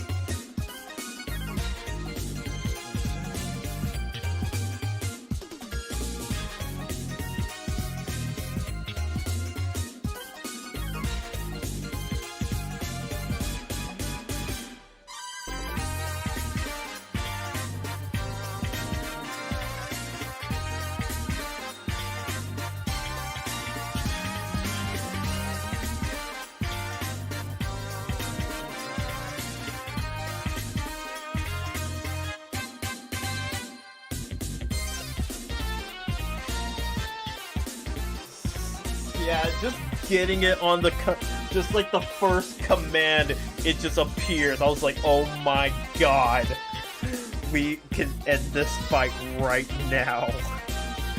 It's like I had never ever got that move before.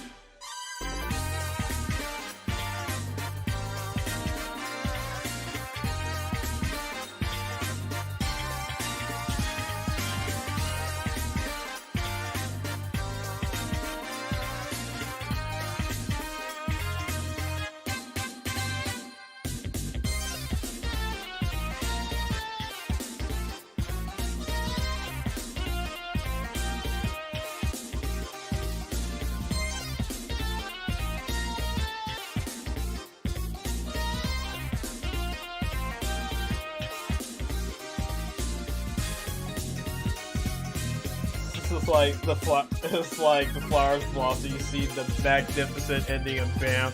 It's like that was the true ending to the game. Just beating Omega Weapon with that. It's like the end. Okay, let's roll credits. It's like cut the Swallow smiling with Renoa on the garden. It's like we don't even need to worry about Ultimecia. She just ran. She took off running after she saw that magnificent display.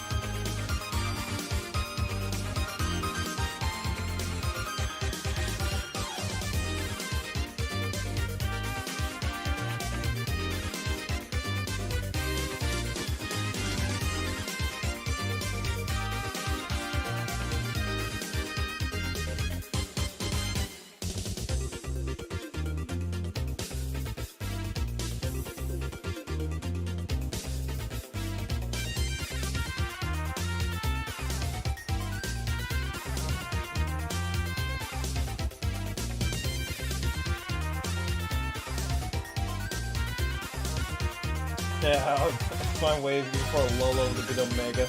Everybody getting everybody 9 is like all 99 HPs, something. Oh yeah, definitely. Though, like, if you have like when you get access to like the island closest to heaven and hell, it'll be it's easy to kind of like level grind over there if needed, just to kind of like get everyone's levels up or get like the magic you need and whatnot.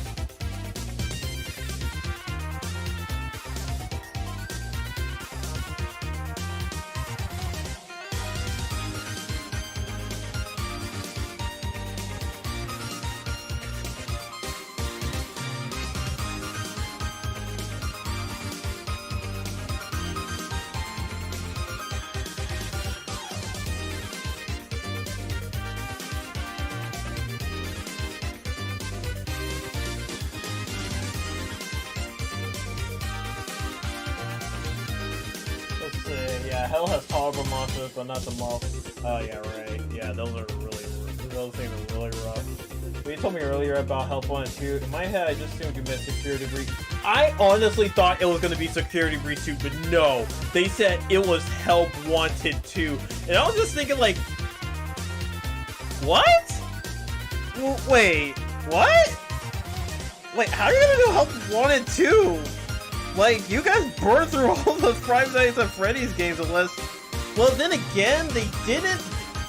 Technically, there's 3 other games they could do in VR. They could do FNAF 4, FNAF, what was it? Sister Location and Pizzeria Simulator, sort of.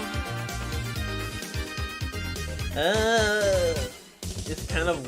I have no idea what they're planning for that one, other than like the sister location part, but that's it. Well, sister location in FNAF 4, but they kind of already did FNAF 4 in the first Help Wanted, so I honestly don't know. Oh right, FNAF 4 VR, let's go. Oh god, experiencing that game in VR, and then wait till you get to the fishing man. God, it's gonna create the Virtual Boy scenario all over again. By the way, it's kind of interesting that they announced like what was it? Arizona Sunshine 2, which I don't quite understand considering how everyone thought Arizona Sunshine was pretty doggy poo-poo, but really liked no, not Into the Radius, but After the Fall, that's what it was.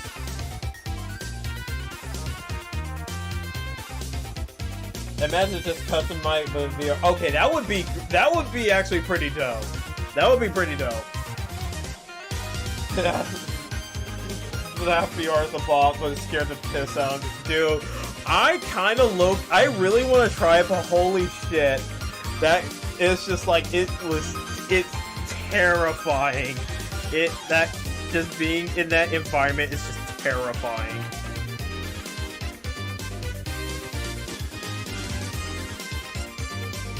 Then again, I did play through Resident Evil 7 in VR. Oh right, this is one thing I am fucking pissed off at Sony and Capcom for. Why why is the VR mode for Resident Evil always exclusive to the PlayStation VR? Why do I gotta keep downloading a freaking mod to do that, to play that shit on PC? Stop making that shit exclusive. It's pissing me off.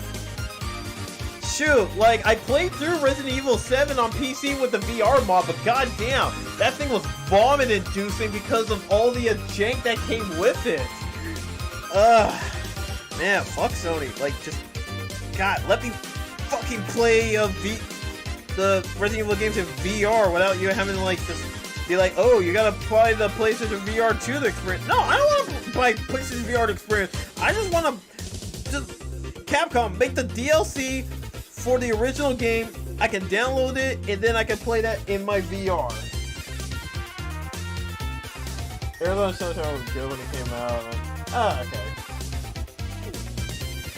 Okay, I see that. Chad Daddy said it was good, said it best. Sony always wins, baby. it's like when you do, it's like PS triple son. And he got the PS Quad too, and I'm pretty sure he was the first person to get the PlayStation. Wait, what is it? It's like the PlayStation quintuplet, or I don't know. God, it's the worst. Like, the VR mod for Resident Evil 2 and 3, that one's fine for the most part, just from the fact that they were originally third-person shooters, so you don't get all the first-person camera motion sickness. But Resident Evil 7, though, it's all in first-person, so you get all the motion sickness at once. I have to close my eyes multiple times when Ethan has to climb down ladders. It's,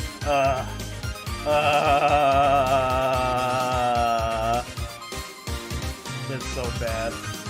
Speaking of VR, I will be streaming a VR modded game on Friday. It's gonna be a collab with several other people but I will be streaming my perspective this time. We're all gonna be playing Risk of Rain 2, but I'm gonna be playing it in VR.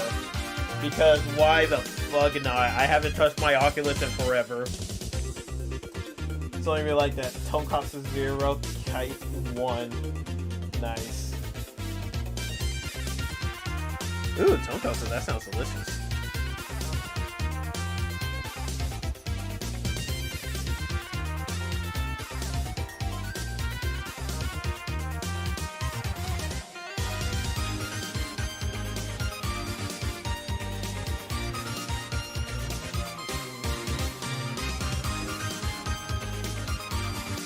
Taste of Resident Evil 7 and PTSD on that one save. Oh man, are you talking about the one where they go inside that inside the decrepit house, and that one dude gets super killed? Yeah, that was PTSD, but when you play it in VR, it becomes extremely hilarious because that scenario, that mod makes it so that scene was not meant to be seen in VR because you just see You just see like what was it, Jack Baker, just like in like the corner somewhere, just standing where he wasn't supposed to be. It just makes it way more funny.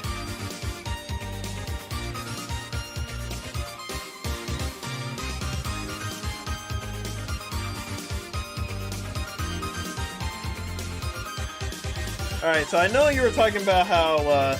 Hydrosities don't slap, but I'm sorry, I'm gonna have to disagree with you, Arada, because as much as Hydrosity slaps, it doesn't slap nearly as hard as Flying Battery Zone.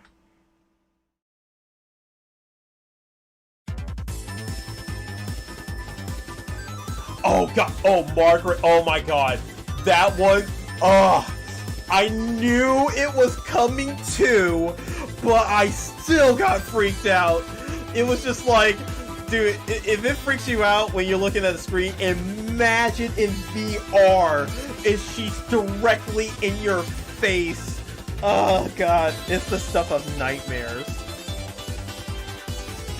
And then she jump scares you 2 more times in the game. Oh god, fuck Margaret, I hate her so much. It terrifies me!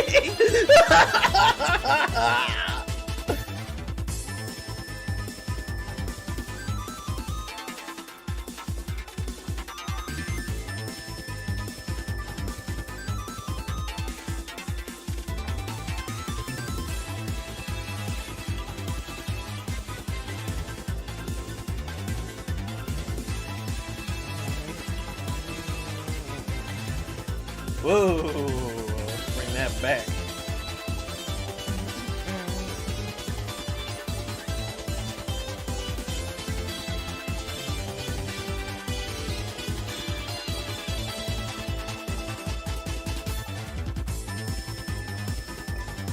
Excuse me.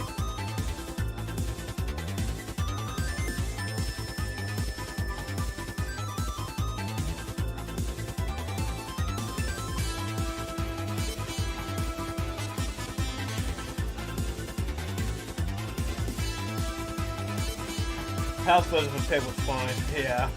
It's like flying battery and toast, but goated with the sauce. Hell yeah. The Dark DLC tape. I was like, oh man, I didn't see the DLC tape.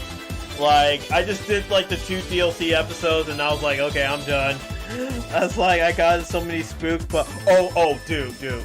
Okay, I'm talking about spooks with the DLCs, but the Joe Baker DLC is so absolute peak. That was peak right there. That was truly goated with the sauce. You play as a hillbilly who eats bugs and punches the mold creatures to death. That and then you get a mechanical fist at the end to fight the final boss. Dude, that DLC was goated. That was peak Resident Evil right there. Man, I need a new Resident Evil game where we play as Joe Baker. I need it.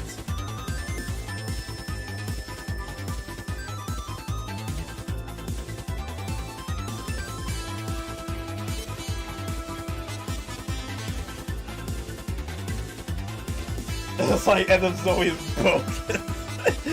Nah, I'm gonna have to disagree with you on there. It was just peak, just like Resident Evil goofiness, but in the best way possible.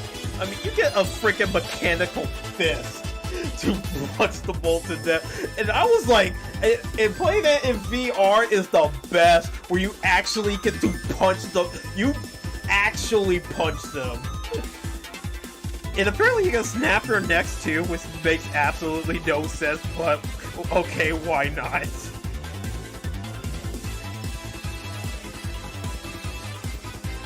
Even the rest doesn't see that coming, yeah. Dude, they punch boulders like, nah, he punches everything. Oh god. In fact, let me actually drop a save just in case. Sections right here. That. Actually, let's bring that right about, yeah, right about this.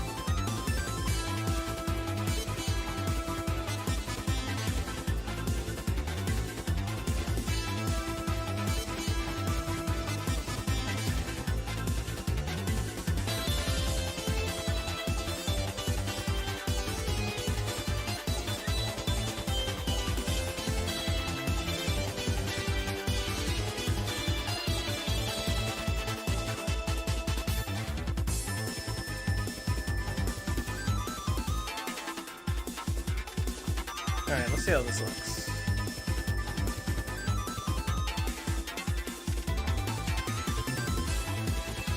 Oh yeah, right. I gotta get these sections right here. Like, yeah. Not even afraid of a gator. Just... oh man. Good stuff. I still need to play Resident Evil 8, but... I don't know what people thought of that game, because, like, I know everyone was hyped about it, and then it came out, and then I heard no one really talking about it afterwards. So that kind of, like, worries me a bit. Nah, the game's a bit underwhelming. I just know it's less scary because Capcom made it less scary, because everyone was terrified of 7, but that's what made 7 good.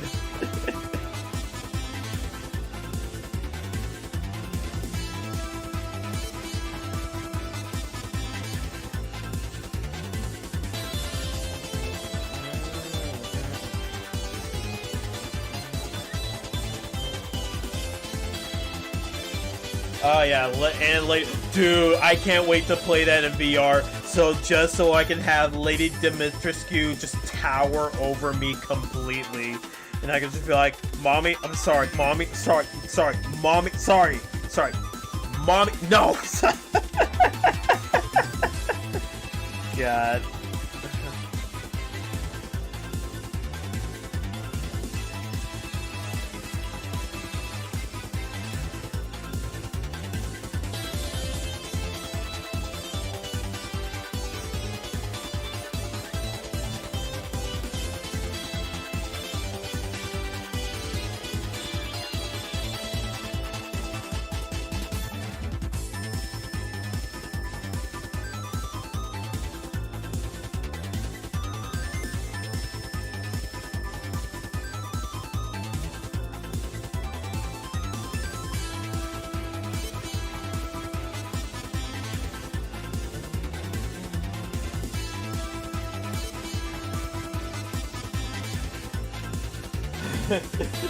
Like a 7, 8, and 9. Somebody like sodomy or masochist. I'm gonna be honest with you, dude. When the person made that fan art of me that had a cage on, I was like, I kind of want more of that. Except with me like just like bounded up with like a it's like with like bounded up in chains. You know, I'd rather not get into that. It's kind of don't worry about it.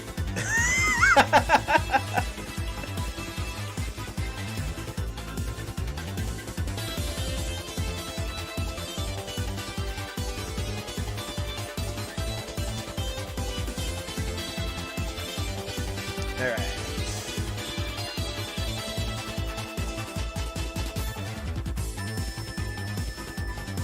Alright, now let's see how this looks.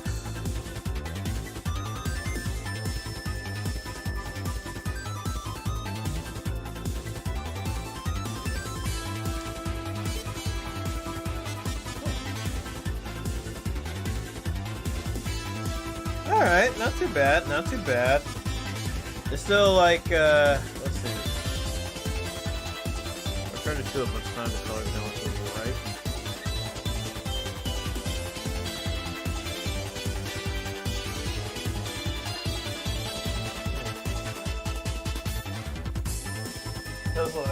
Also, it was the community finding fun when Jill VA played Resident Evil 8 2. Oh wow, nice.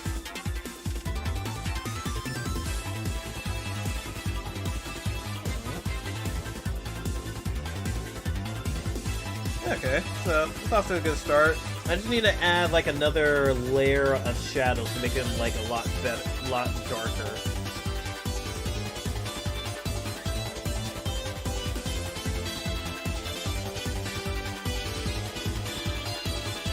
So we're gonna add like a second pass to like make the dark shadows even darker.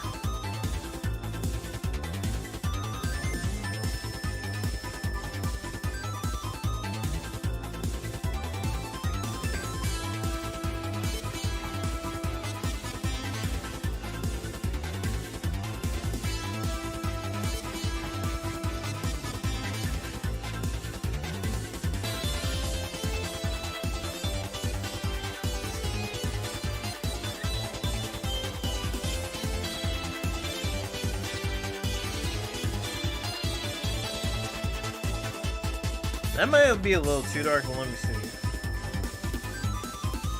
Well, if I'm going for like a shell shader style, probably, but yeah, let's dial it back some.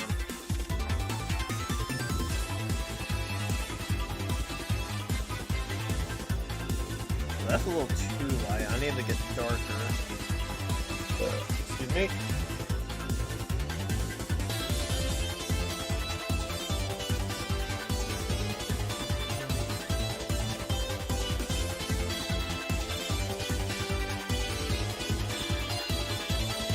Yeah, we're gonna make it darker.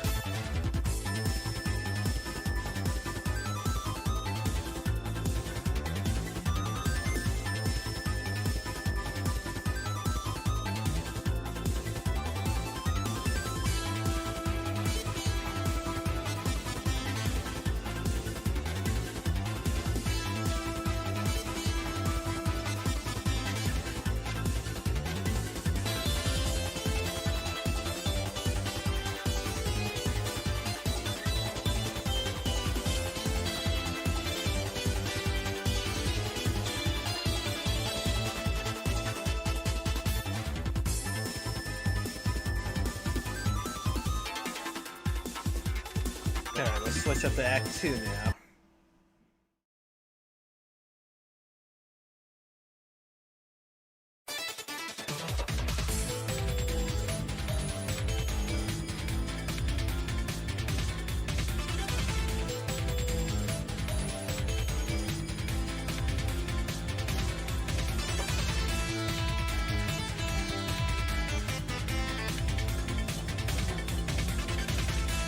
Drawing porn? Nah, of course not. Welcome to the stream, Robot Taker. We're drawing just some very cultured art, but we're just doing like the shading process right here.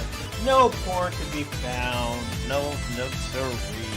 By the way, how you doing tonight? I hope you're doing well on this Wednesday evening or Thursday morning, afternoon, wherever you're at. Oh, hentai. Oh yeah.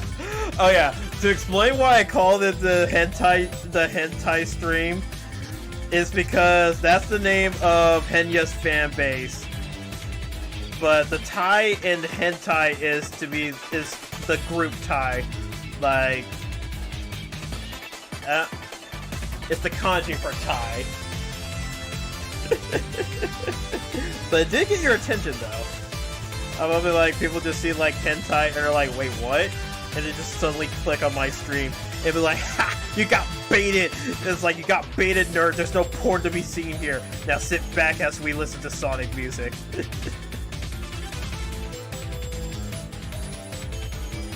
I finally got some bitches. Hey, nice. You're no longer maidenless. That's good stuff to hear.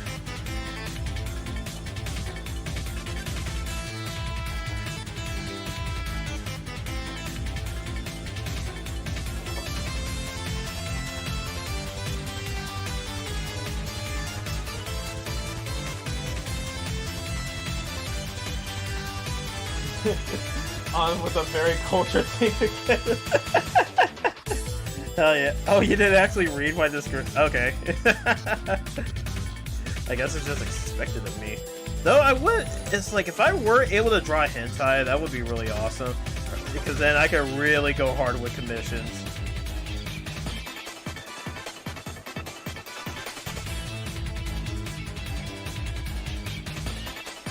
I probably need to set up. I would have to set up sim boundaries.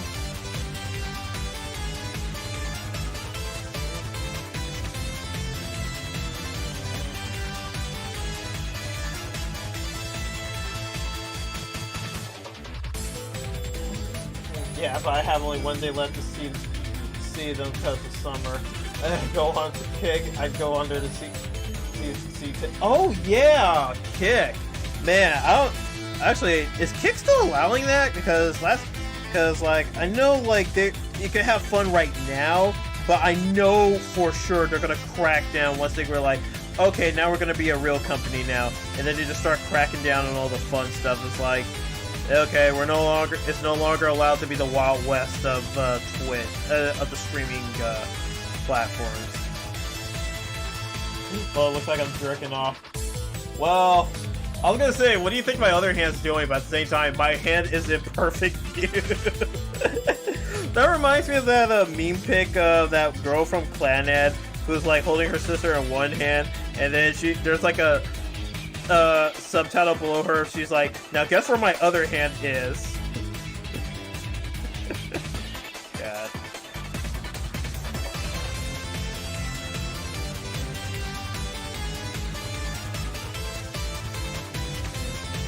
Oh god! Ah! Whoa, what happened there? That did not look good in the slightest.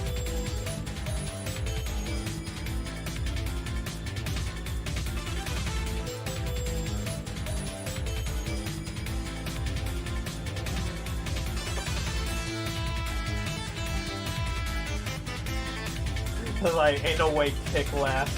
If Mixer couldn't survive, then Kick could have a snowball in hell's chance. You know, I actually am curious to see how is Kick doing, because man, when I saw the absolute state of Smashcast, I was just like, yeah, Smashcast is fucking done. That thing is not gonna last. Alright, so damn. There's like 16,000 viewers in the Just Chatting stream, 14,000 in the slots and casinos, 6,000 in pools and hot tubs. So okay, so the top 3 categories have fuck all to do with video games, and then GTA. GTA RP? What? Wait, are you talking about GTA roleplay? What the fuck? Okay, that's weird. And then got Call of Duty Warzone, Fortnite, Valorant. Okay, yeah, then that's where you get the actual video games. I wanted Freddy on there. Which one? Freddy Fazbear.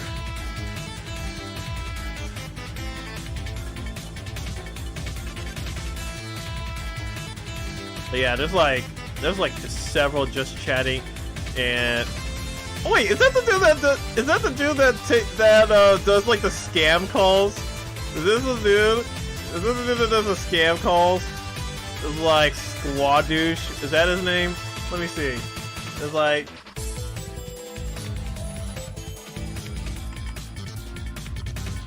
Is that same dude? I'm trying to figure that out.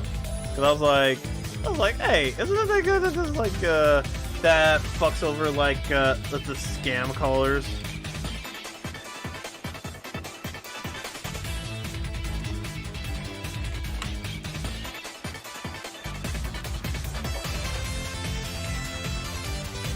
He looks almost exactly like him, but I guess he isn't. But yeah, it looks like Kick is lasting for the time being, just based on the fact that it's still kind of like the Wild West of streaming. So I'm gonna type in hentai and let's see what comes up. All right, okay, there's a channel that's just called hentai, but it's not streaming anything. So nope. The only thing I'll give it is that it just copies the exact layout of Twitch, like almost word for word.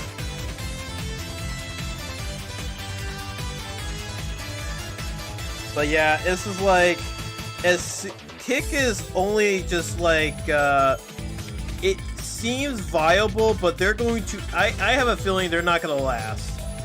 Like, the minute they try to become a real company, they're going to shoot themselves in the foot and then just perish. Yeah, just like how Arata said.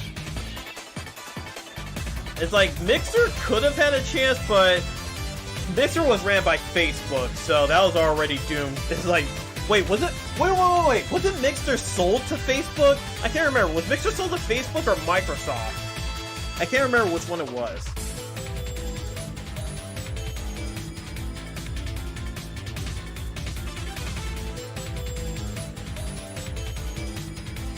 What do you call that rubber piece on earbuds?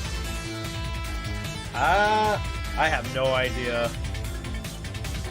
I have no clue. I just call them like the rubber caps or something. Or that thing that I have to find every single time, like I take off my earbuds because it drops on the floor.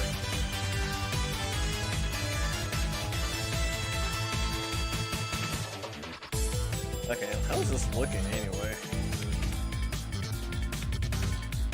Okay, I'm starting to think like,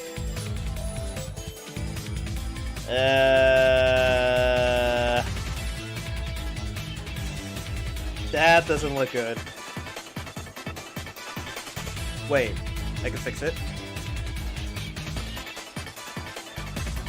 Okay, yeah, I can fix it. Okay, good. Can I call it an ear condom? Oh, it was Microsoft that purchased it? Damn. Shoot, was that when what's his face was still running it? Don Matrick or something? If so, like, damn, he really fucked up with that one.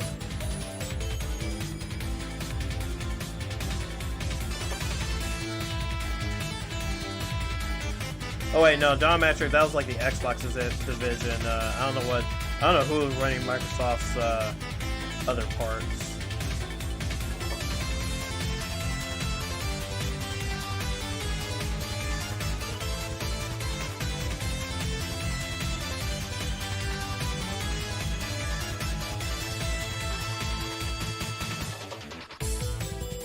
Who would win, Goku or Goku? It's like, unless you pair up Goku against, like, say, Superman, he's gonna win every single time. He's just too fucking persistent. I mean, Naruto has, like, the nine-tailed fox, but Goku just, like, keeps growing stronger due to bullshit power-ups.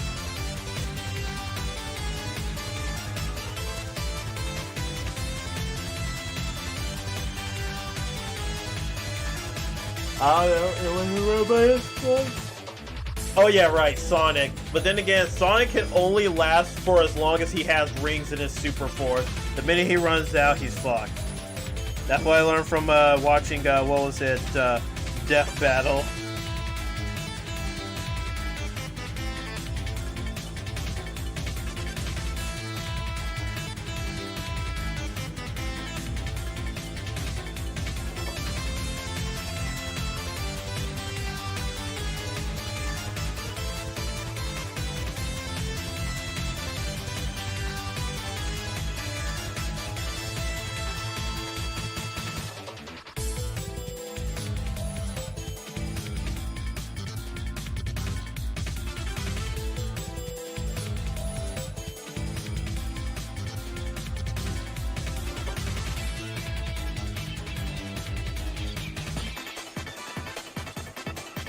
I learned how to say believe in Japanese, but I just forgot it.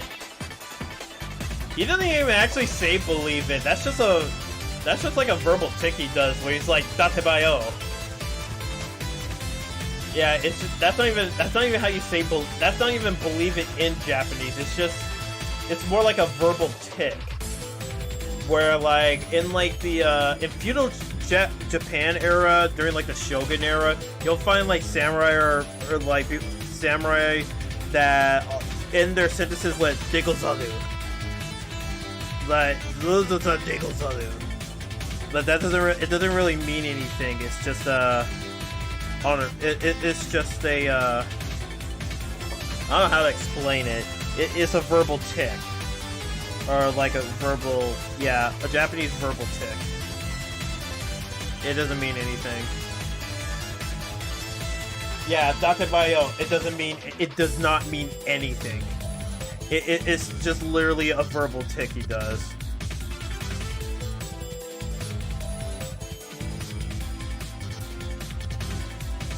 Or I don't know what they call it, but it literally doesn't mean anything. Definitely doesn't mean believe it. It's just something he just verbally does. Still gonna say it for believe it. Okay, it's like you can keep saying believe it. Like it's just like datebayo. It does not mean that. Just to let you know. It was just like when localizing Naruto to English, they had to find some way to incorporate that, but trying to incorporate datebayo into English would not make any sense. Well, at least it won't make any sense unless your name is Atlas and you're a publishing persona. Man, I will not forget all the times she's like, Akihiko Senpai is in trouble! It's like they kept all the honorifics in that shit.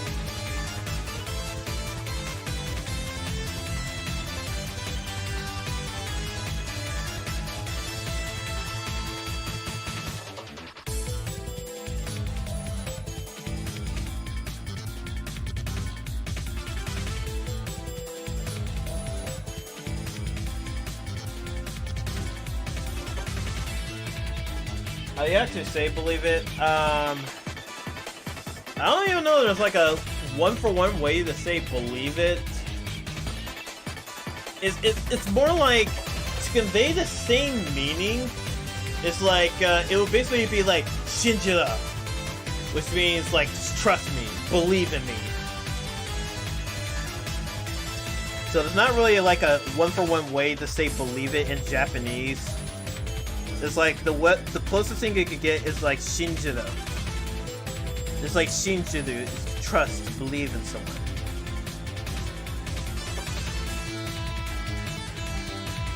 It's like boom, I'm about to bust. Ooh, I'm going to come. Hell yeah. We're drawing the busty ones today. Yeah, Shinjiro. Or Shinjiro. The chat suddenly turned horny right now. Yeah, horny is the default state.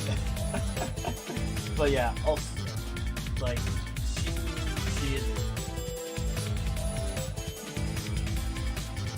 Tabeniku is my Animal Crossing tech.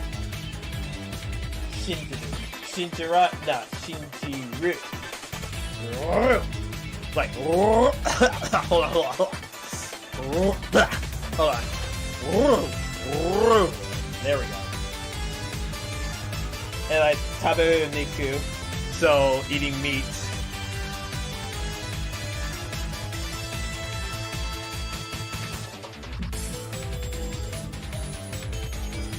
Did you see there's someone that named like their Animal Crossing city, or Animal Crossing town Kenja Time? Oh man, I learned about Kenja Time recently, and I'm like, oh man, that makes that one anime that uses that title make a lot more sense now. Peter Grill to Kenja Time. Well, literally means eat meat. Hell yeah.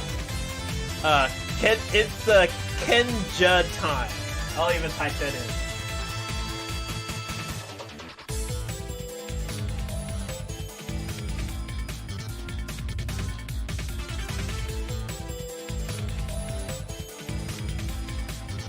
Yeah, so Kenja Time.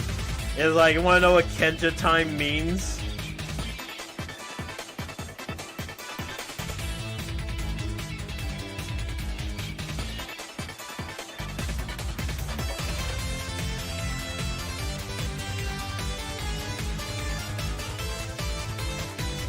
Okay, so, Kenja Time. So, Kenja Time is essentially a way in Japanese to refer to as post-nut clarity.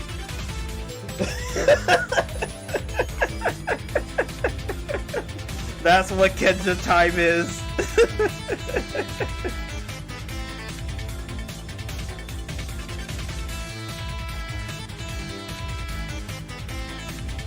Like,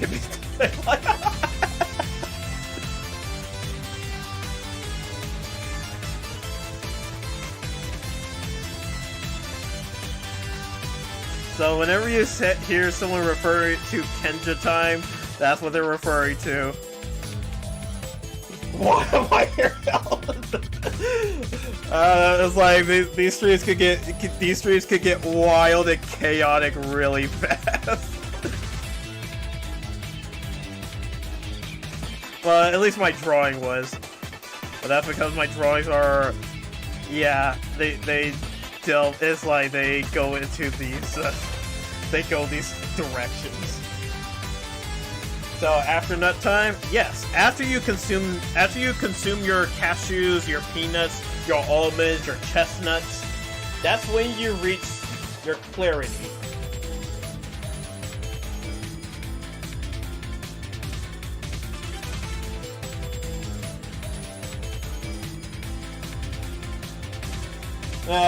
Whatever, all grown men here, right? Yeah, exactly. But we're not there, and there's a woman among us. Hey, you learned a little bit of Japanese today.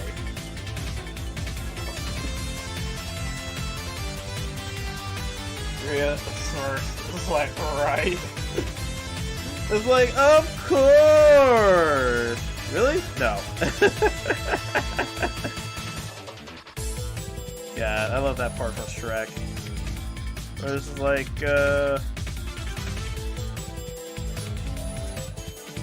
it's like, how about I stay with you? It's like, please. He's like, of course! It's like, really? No. God, that movie's so good. I'm still iffy about them making a 5th Shrek movie. Then again, they did do Puss in Boots good, so I will give them the benefit of the doubt, but at the same time, I feel like the 4th movie was a good place to end it. I am almost man. I need to fuck a bitch first. I believe in you, man. That said, you know, the game is a little, the game's rules have changed over the years. I won't tell you that for sure. Just don't lose yourself trying to chase that tail. Some tail just ain't worth it.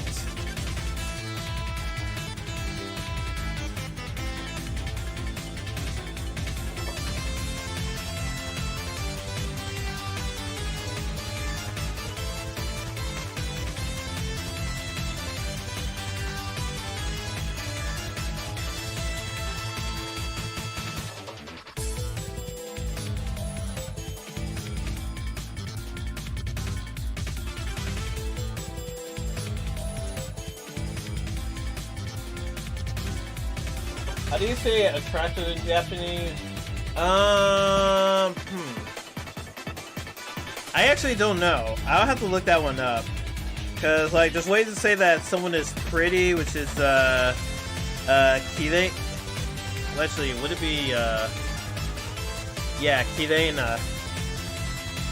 Or if you're referring to a lady and saying that she's beautiful, this is like it would be like bijin.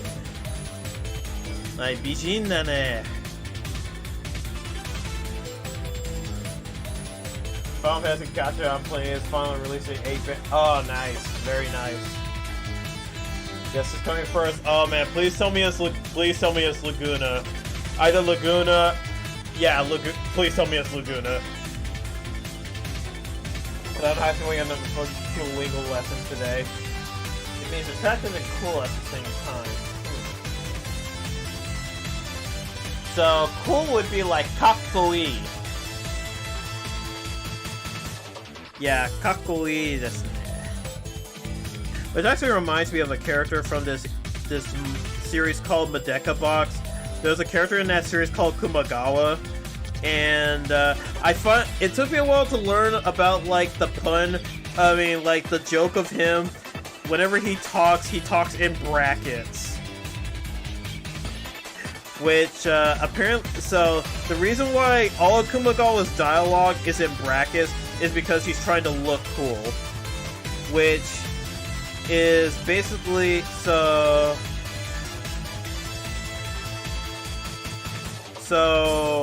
I think, I guess brackets would be kakko, and to put something inside is basically...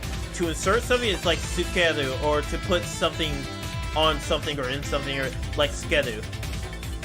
So it would be kakko ni skeru, to put inside of brackets. But in another way, it can also mean to look cool.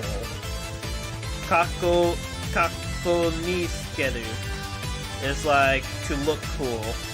So it's kind of like a double pun with the way he talks, because every time he talks in brackets, he's just trying to look cool doing it.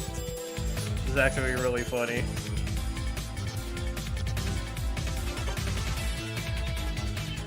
Laguna, oh, okay, Laguna already came in. Ah, I got it. Then probably say.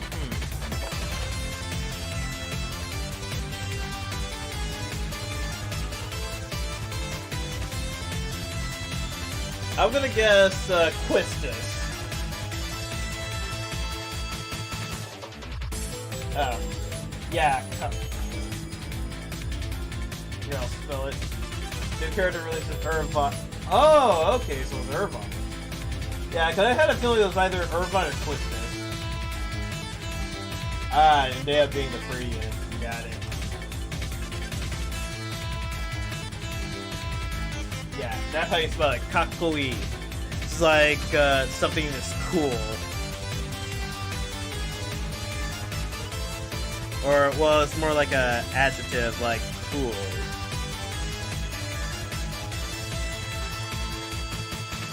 So desu. So yeah, it's pronounced as desu. I mean, technically it's desu, but most people just say it with the U silent. It's like this. Or when you get really when you reach a point where you're just really casual with someone, you're like on the same, it's like you've known this person for a while, you guys are good friends, you don't even need to use Desu. You could just straight up drop it altogether and just be like, it's like, tabe Nico. Like, you want to go grab something to eat? Yeah, when you reach the point where you can talk casually to someone, it feels so much more, feels so much more organic. Because you only really use Desu when you're not familiar with someone, or you're trying to be like mostly trying to be polite.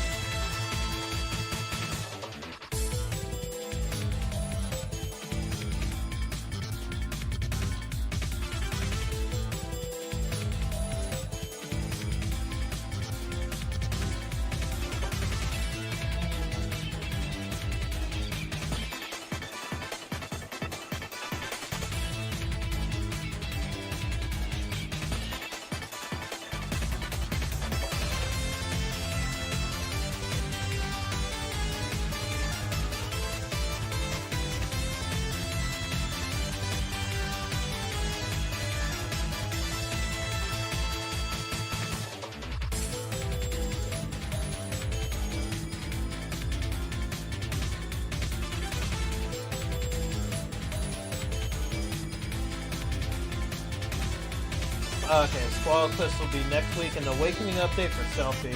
Nice. How do you say fuck you in Japanese? Fuck you. That's how you say fuck you in Japanese.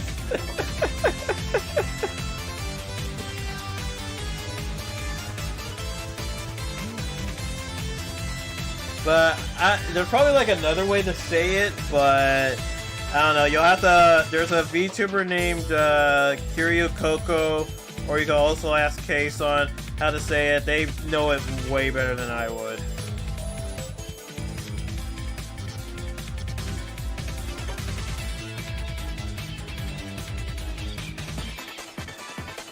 Bro, you made some delicious looking discs. Thank you. It's like I'm glad they came out as good as they did, cause she deserves it. She's a genius. I love this genius, and she has shoes going for her.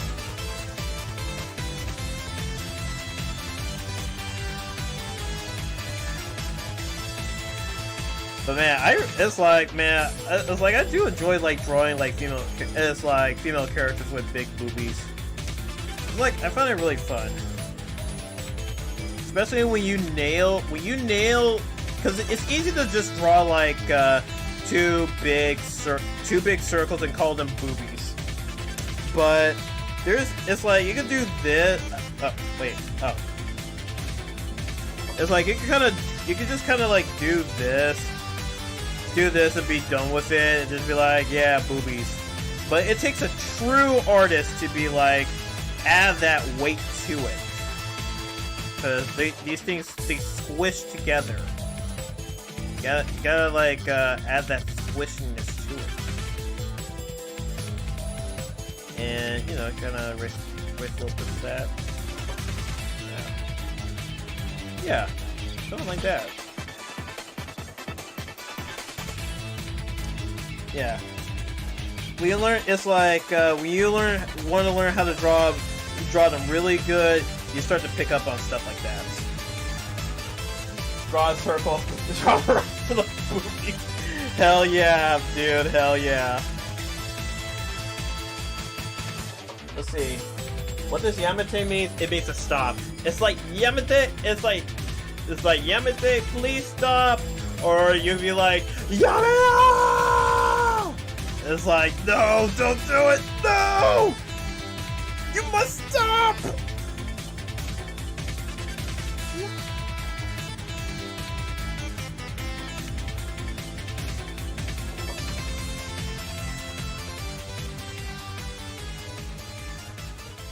Oh, is that it?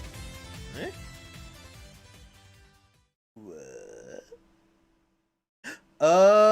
shit. Okay, hopefully I didn't do too much damage. But I mean, all right, let's see. Okay, good.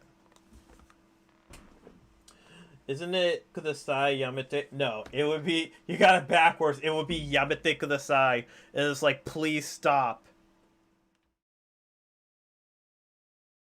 It's like, Yamete means stop. Yeah. Well, not so much stop, but it's more like to cease doing something.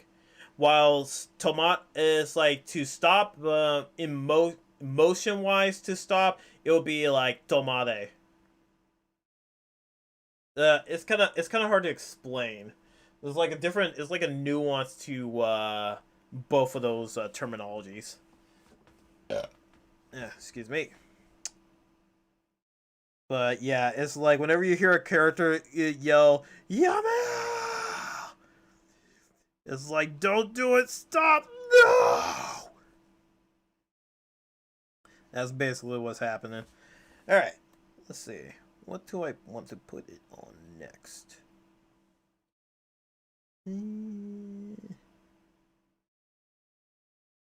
Is this a good one?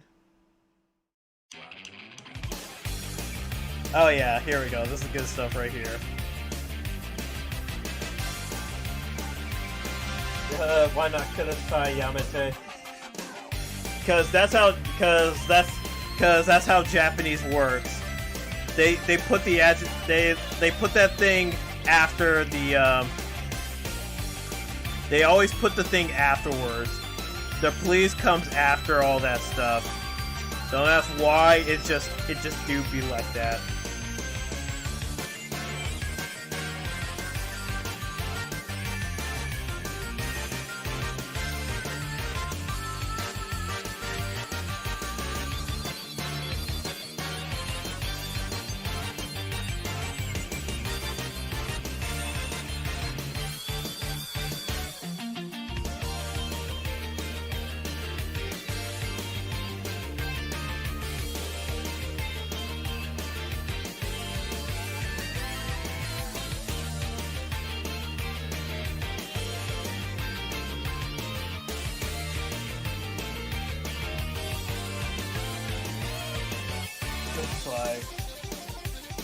I didn't say English is the hardest language. Honestly, it is.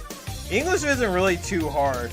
Now, I think like one of the harder languages would probably be like Mandarin or something. Japanese is kind of like you need a. It's tough, but you just once you understand some of the rules of how it works, it's not too hard.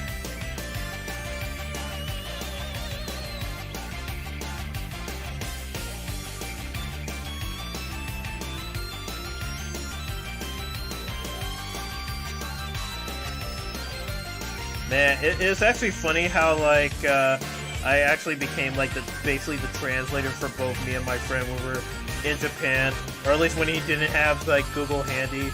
I could just immediately bust that out, and everyone's impressed by my Japanese. Man, I got Nihongo Jozu last time when I came to Japan. I'm just like, man, my Japanese has improved to a level where I can actually hold a conversation. And I was like, this is gonna be between you and me. You and me, chat. You and me. This is gonna be between you and me. I went to an establishment where my Japanese skills were put to the test.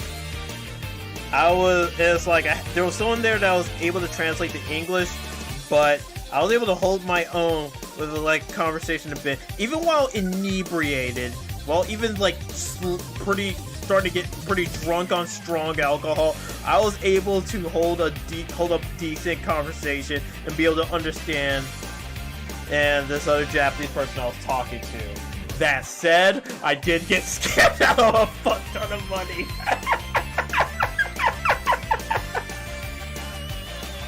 Your freaking model moves so weirdly. I'm legit hey, no worries. I get that a lot just because of how it works. By the way, welcome to the stream. Welcome to the stream, JSLS92. I'm glad you can make it. Just doing the shading part of this drawing, which looks interesting. Let me see. How does it look with the thing on top of it? Alright, let me dial it down though. Let's see. Okay. Yeah. I could like dial it up to. Yeah, right about maybe right there. Yeah, that works. That's pretty good. All right. Save that. All right. Now let's move on to the next step. The next step being like we gotta overlay. So we're gonna need to put this all into a add a saturation layer on top of it. Ugh, my tongue got twisted like 5 times out of that one.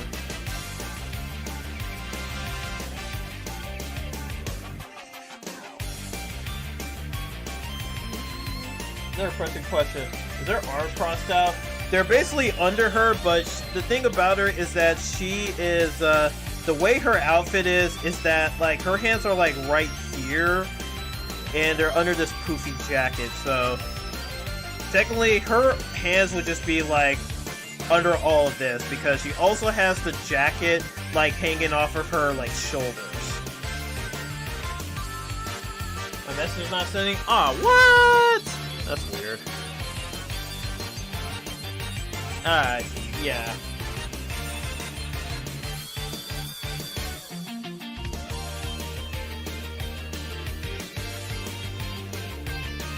So does that get darker?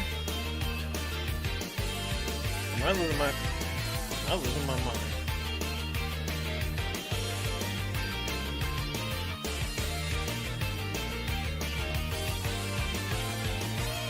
Yeah, I think I'm just losing it. I'm losing my mind. Alright. Let's go put this in. We'll put all of these into its own folder.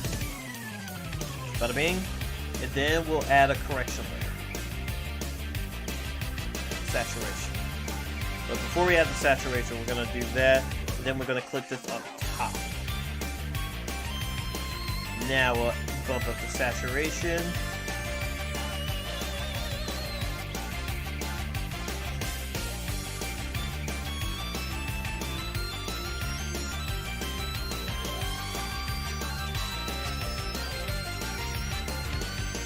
Wait a minute. How did I do this before? It's like I added like a saturation layer, but I cannot remember for the life of me how I did it.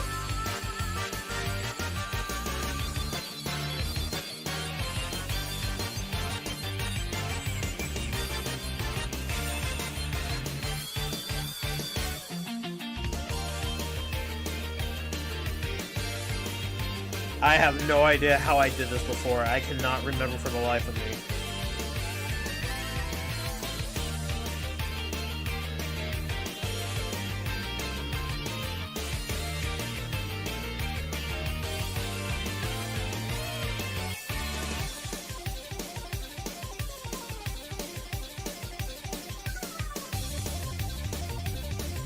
How did I do this before?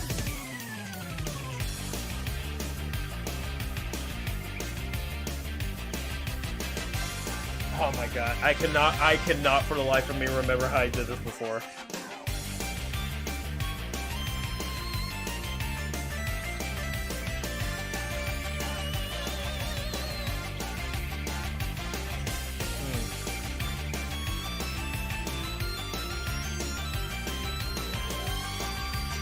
Oh, wait a minute. Hold on. I think I remember. Let me see.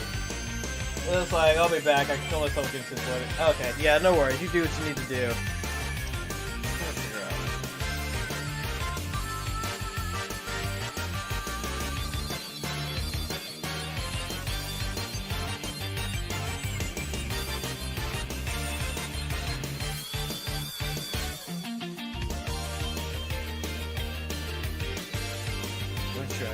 Inverted, and then correction layer, that in there. Okay, I think that's how I did it before. And bump the saturation up, good. And then, where is it? Then clip it to the layer below. And then what we do is just kind of add some,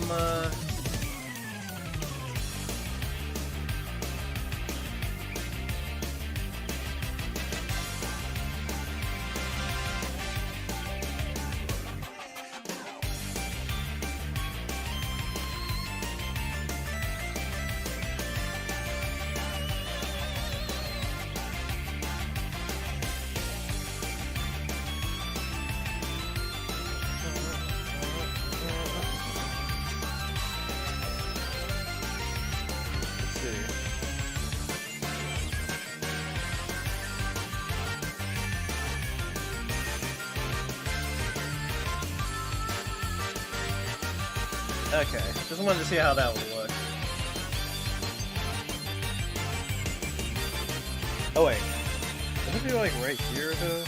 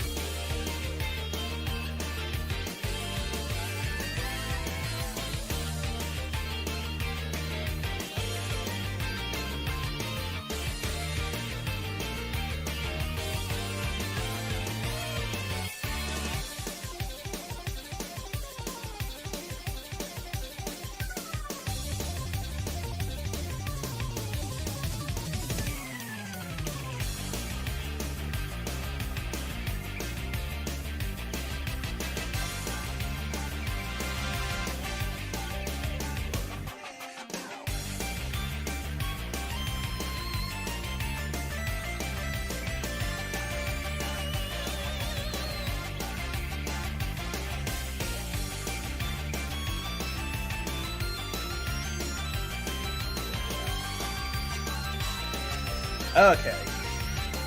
Alright, so I turned that into its overlay, so now we can, we're gonna just kind of soft spray this up. Alright, so the parts we want to stand out, and then we need the skin to stand out, so.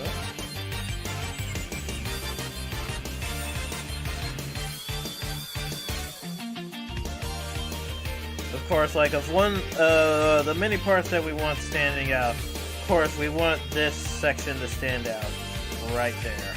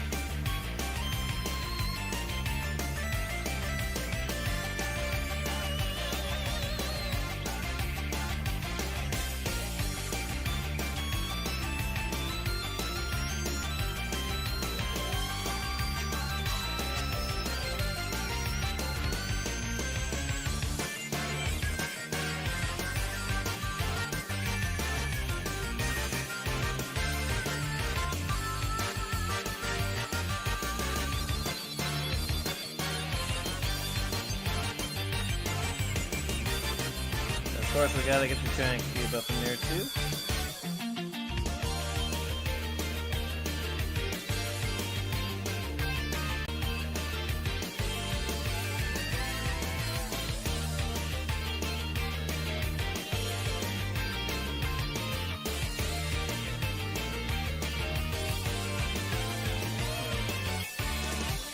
And I just realized there's one more apartment to get there.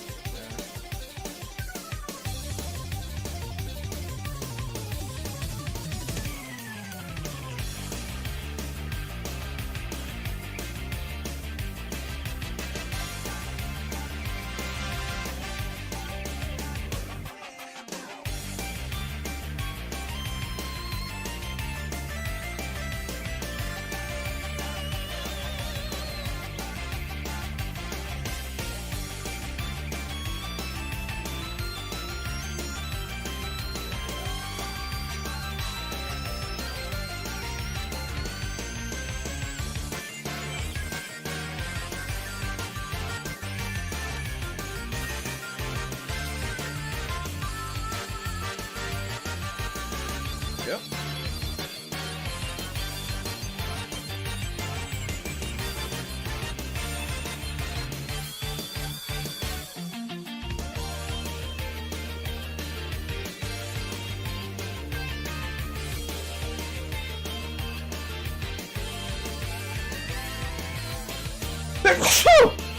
Sorry about that. Had to save right there.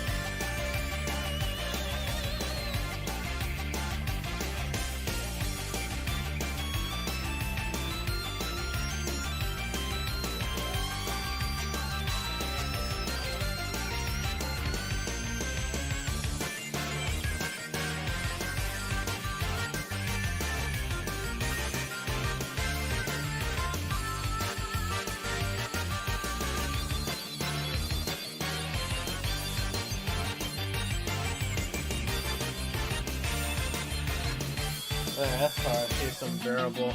Man, I can imagine. Is it like humid where you're living at? Yeah, if it is, I'm like, oh god, I feel your pain right there.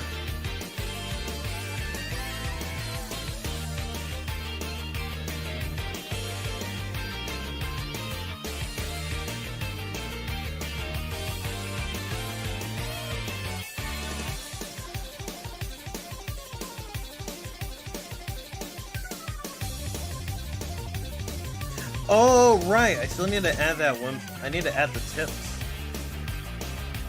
I completely forgot about that.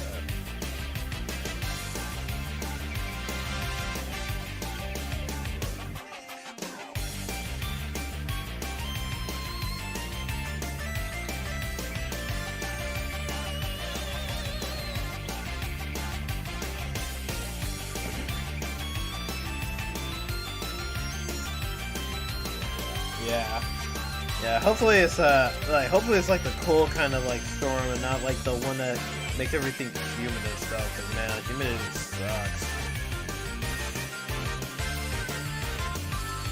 Alright.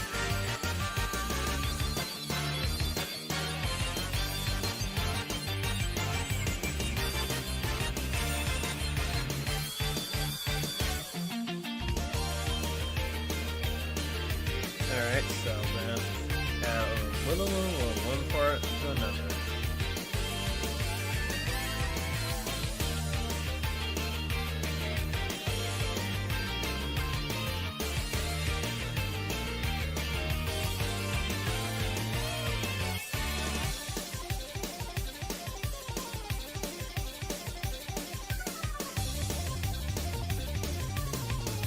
Let me, yeah, density's down. It's got to be really light. Adding like a little bit of saturation to her hair, little by little. If I go too strong, it's gonna come out looking weird.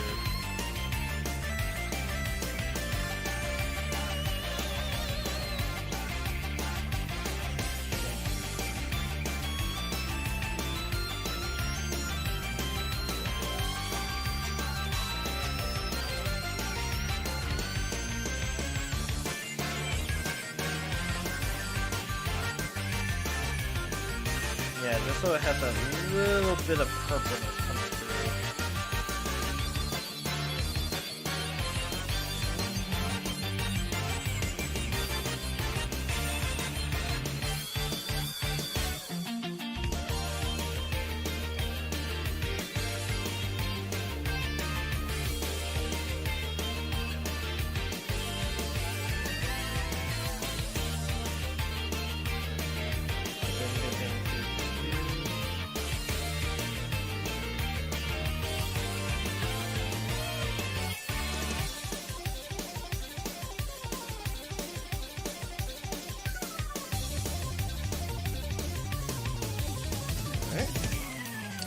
Okay. Nice. That's the ladder. Oh god. Okay. I wish I could come naturally out and so I could get my commentary away from me. If there's rainfall as well as a form of storm type thing. Oh man. Yeah, I hope it's not too rough on you, dude. Alright.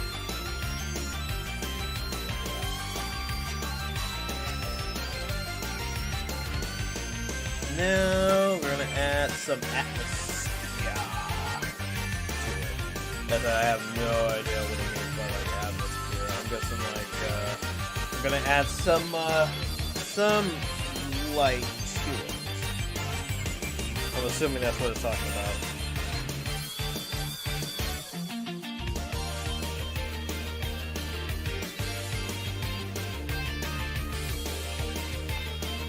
Yeah, we have to be really light with it. It's like...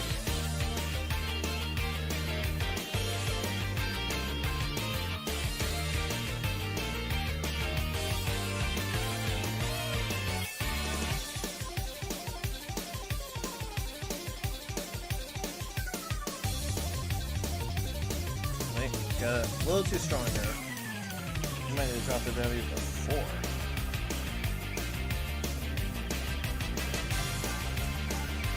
Hang in there as much as you can tell me, bro. Yeah, definitely. Yeah, you stay safe out there, dude. Alright.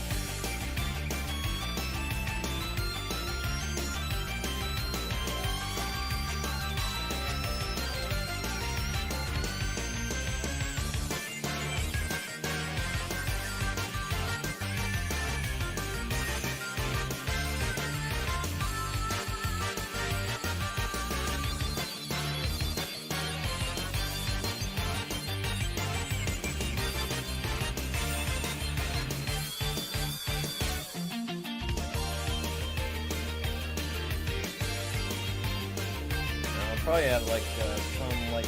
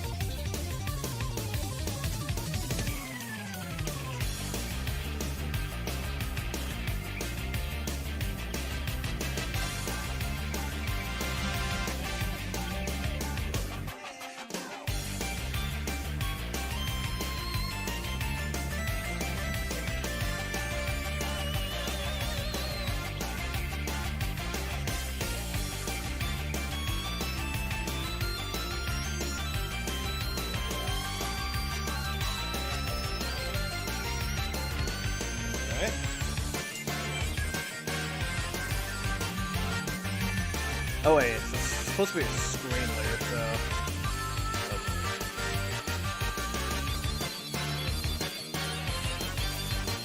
Okay, perfect. Another new Brawl Star has had an in-game ban that saw slap so much in the game today. Nice.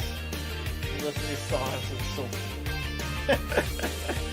Yeah, I'm glad you're enjoying that music. Yeah, this is really nice whenever, like, when, like, a game you're playing just has music just slaps super hard.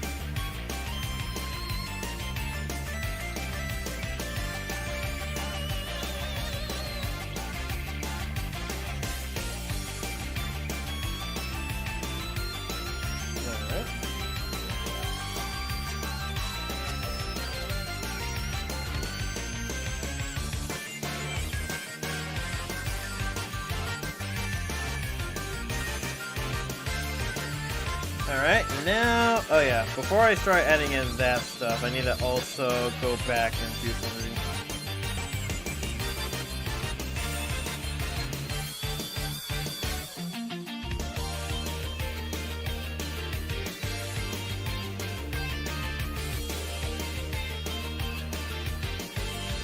Yeah, I forgot I need to add this to her eyes. You can listen to it at time, the band name is called Bad Random. Okay. Yeah, you know, I'll probably, let's see, if they're not like YouTube copyright strike, I could probably just throw it on right now.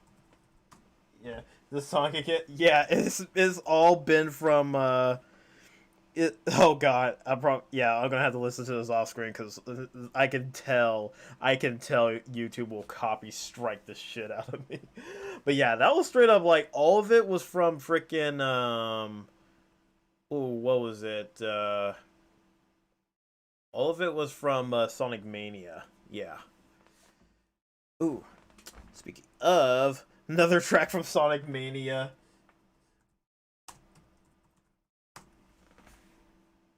Yeah, all these tracks I've been playing, all of them from like, yeah, all of these is just like Sonic, because I'm a, yeah, I don't know if you noticed, but I'm a big Sonic fan too.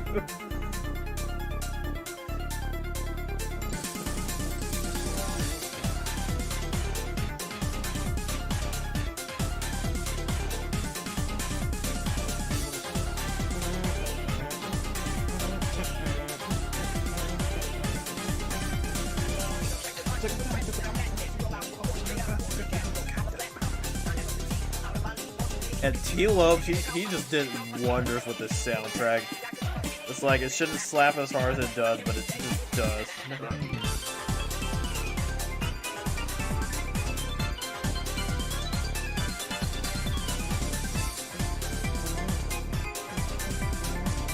Oh, right.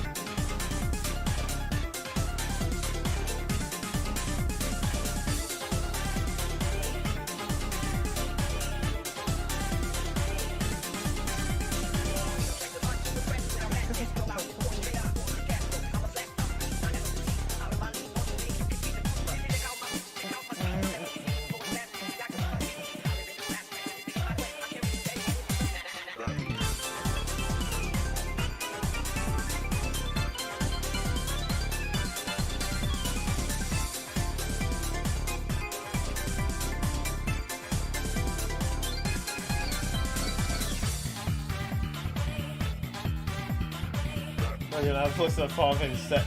Oh yeah, definitely. Yeah, these tracks just like, they're just... T-Lobes just goes hard with this track. This track just goes super hard.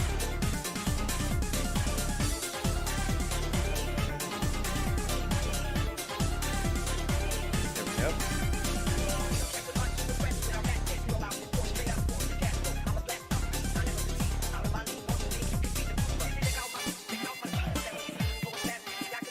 Alright, now it's time to add some highlights.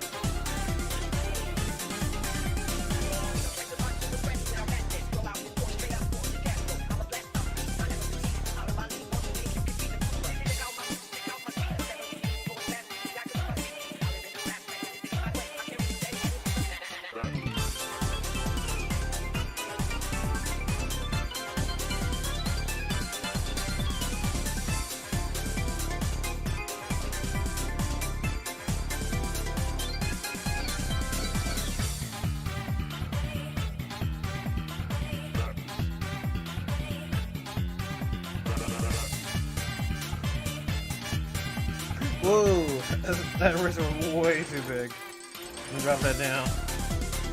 There we go. Oh, hey, thanks for the follow. Thank you. Glad you can make it. By the way, this is Super Krunch Channel. I'm your host. This is like my your host, Ryuuta. The half demon niece of this channel that's doing the art right here. And I run this along with my co-host Arada, my lawyer butler dude here. Yeah, we do a lot of game streams and whatnot, and hey, hope you're enjoying yourself as well. Oh, that's your Twitch account, okay. Okay, nice, you found the password. Very, very nice.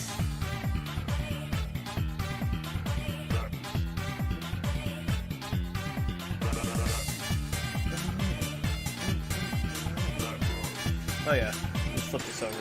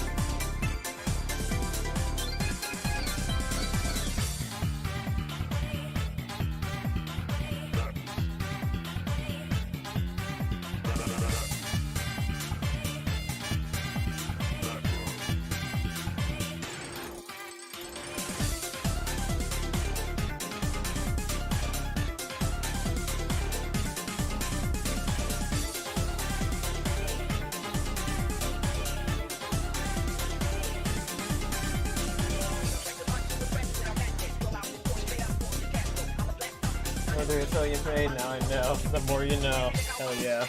And knowing is half the battle.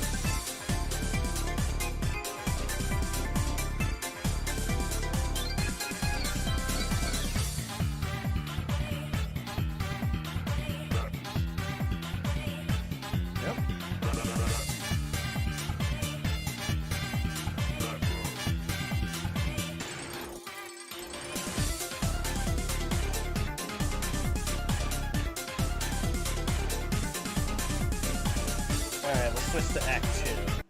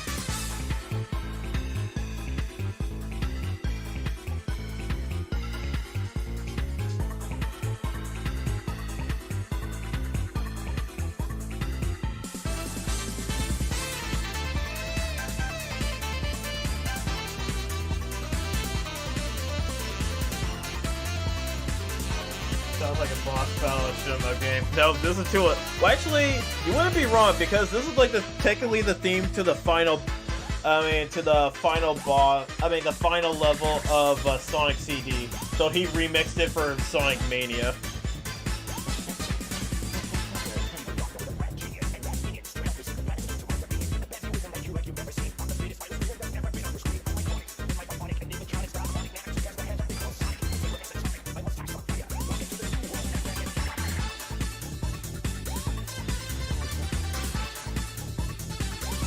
Alright, now we just need to... Almost done with this.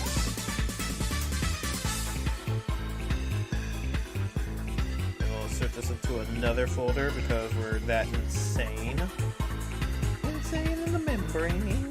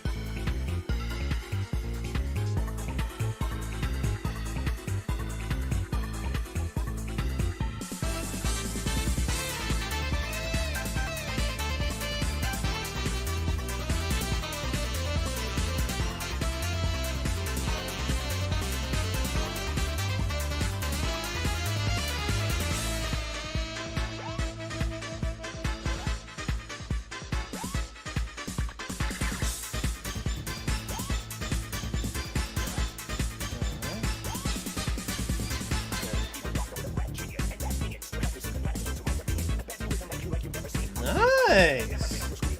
That looks good! I like how that came out. Yeah, I think this is the finished, just about the finished product. We just need to add one more little thing.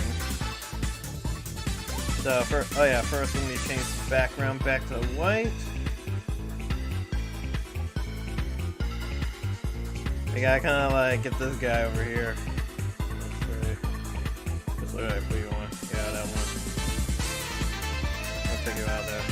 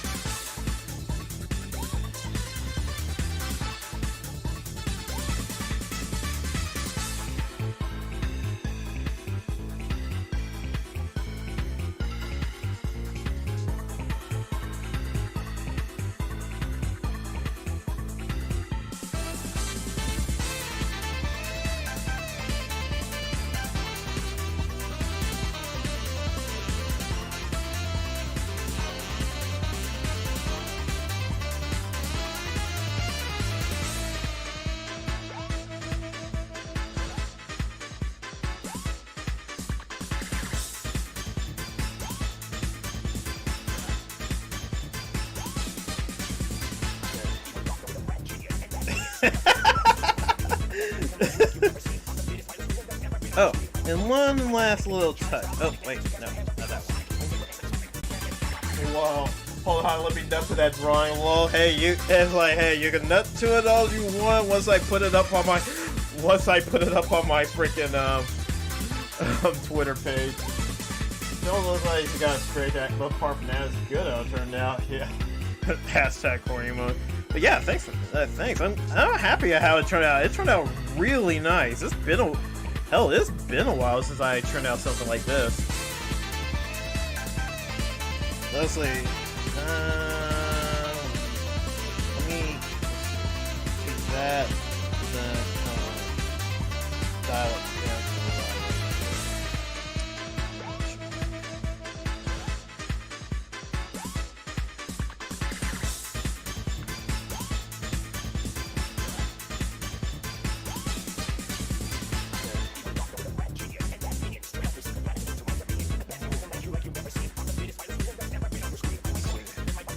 This is gonna be me just kind of like experimenting around a bit. Actually, go back a bit. Backspace. Let's try right there.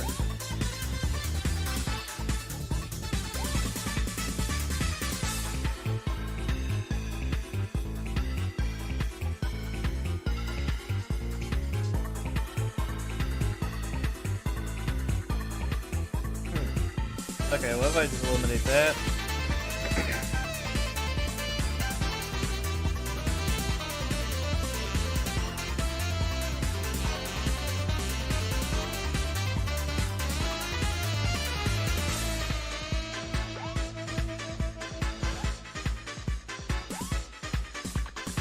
Wait, which layer was it on again? Pretty sure it was like this one? No. Oh, right, I took it out. It's right here. Okay. Let me erase that.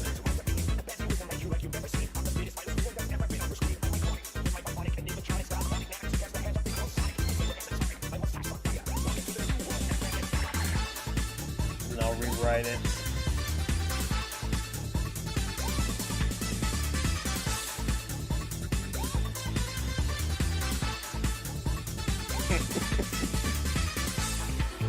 And then one last thing. I'm gonna crop this. We got a little too much negative space on the right.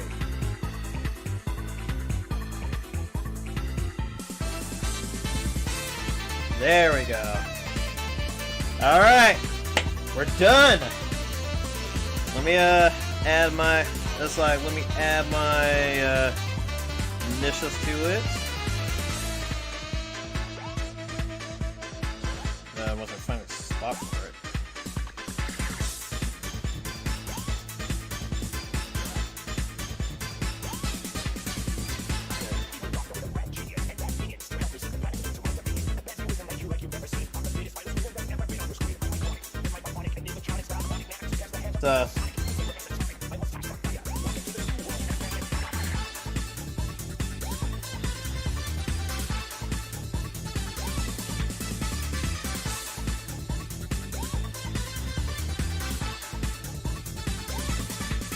Yeah.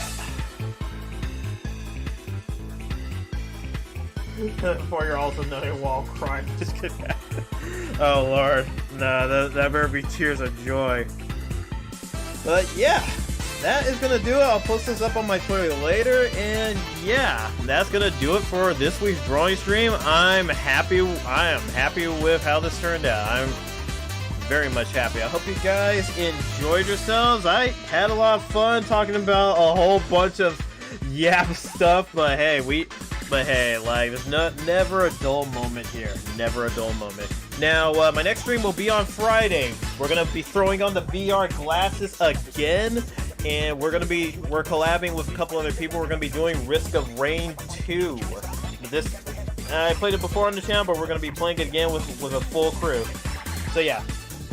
Hope to see you guys there, and have a good morning, evening, afternoon, wherever you guys are at, and I'll see you all next time. Take care.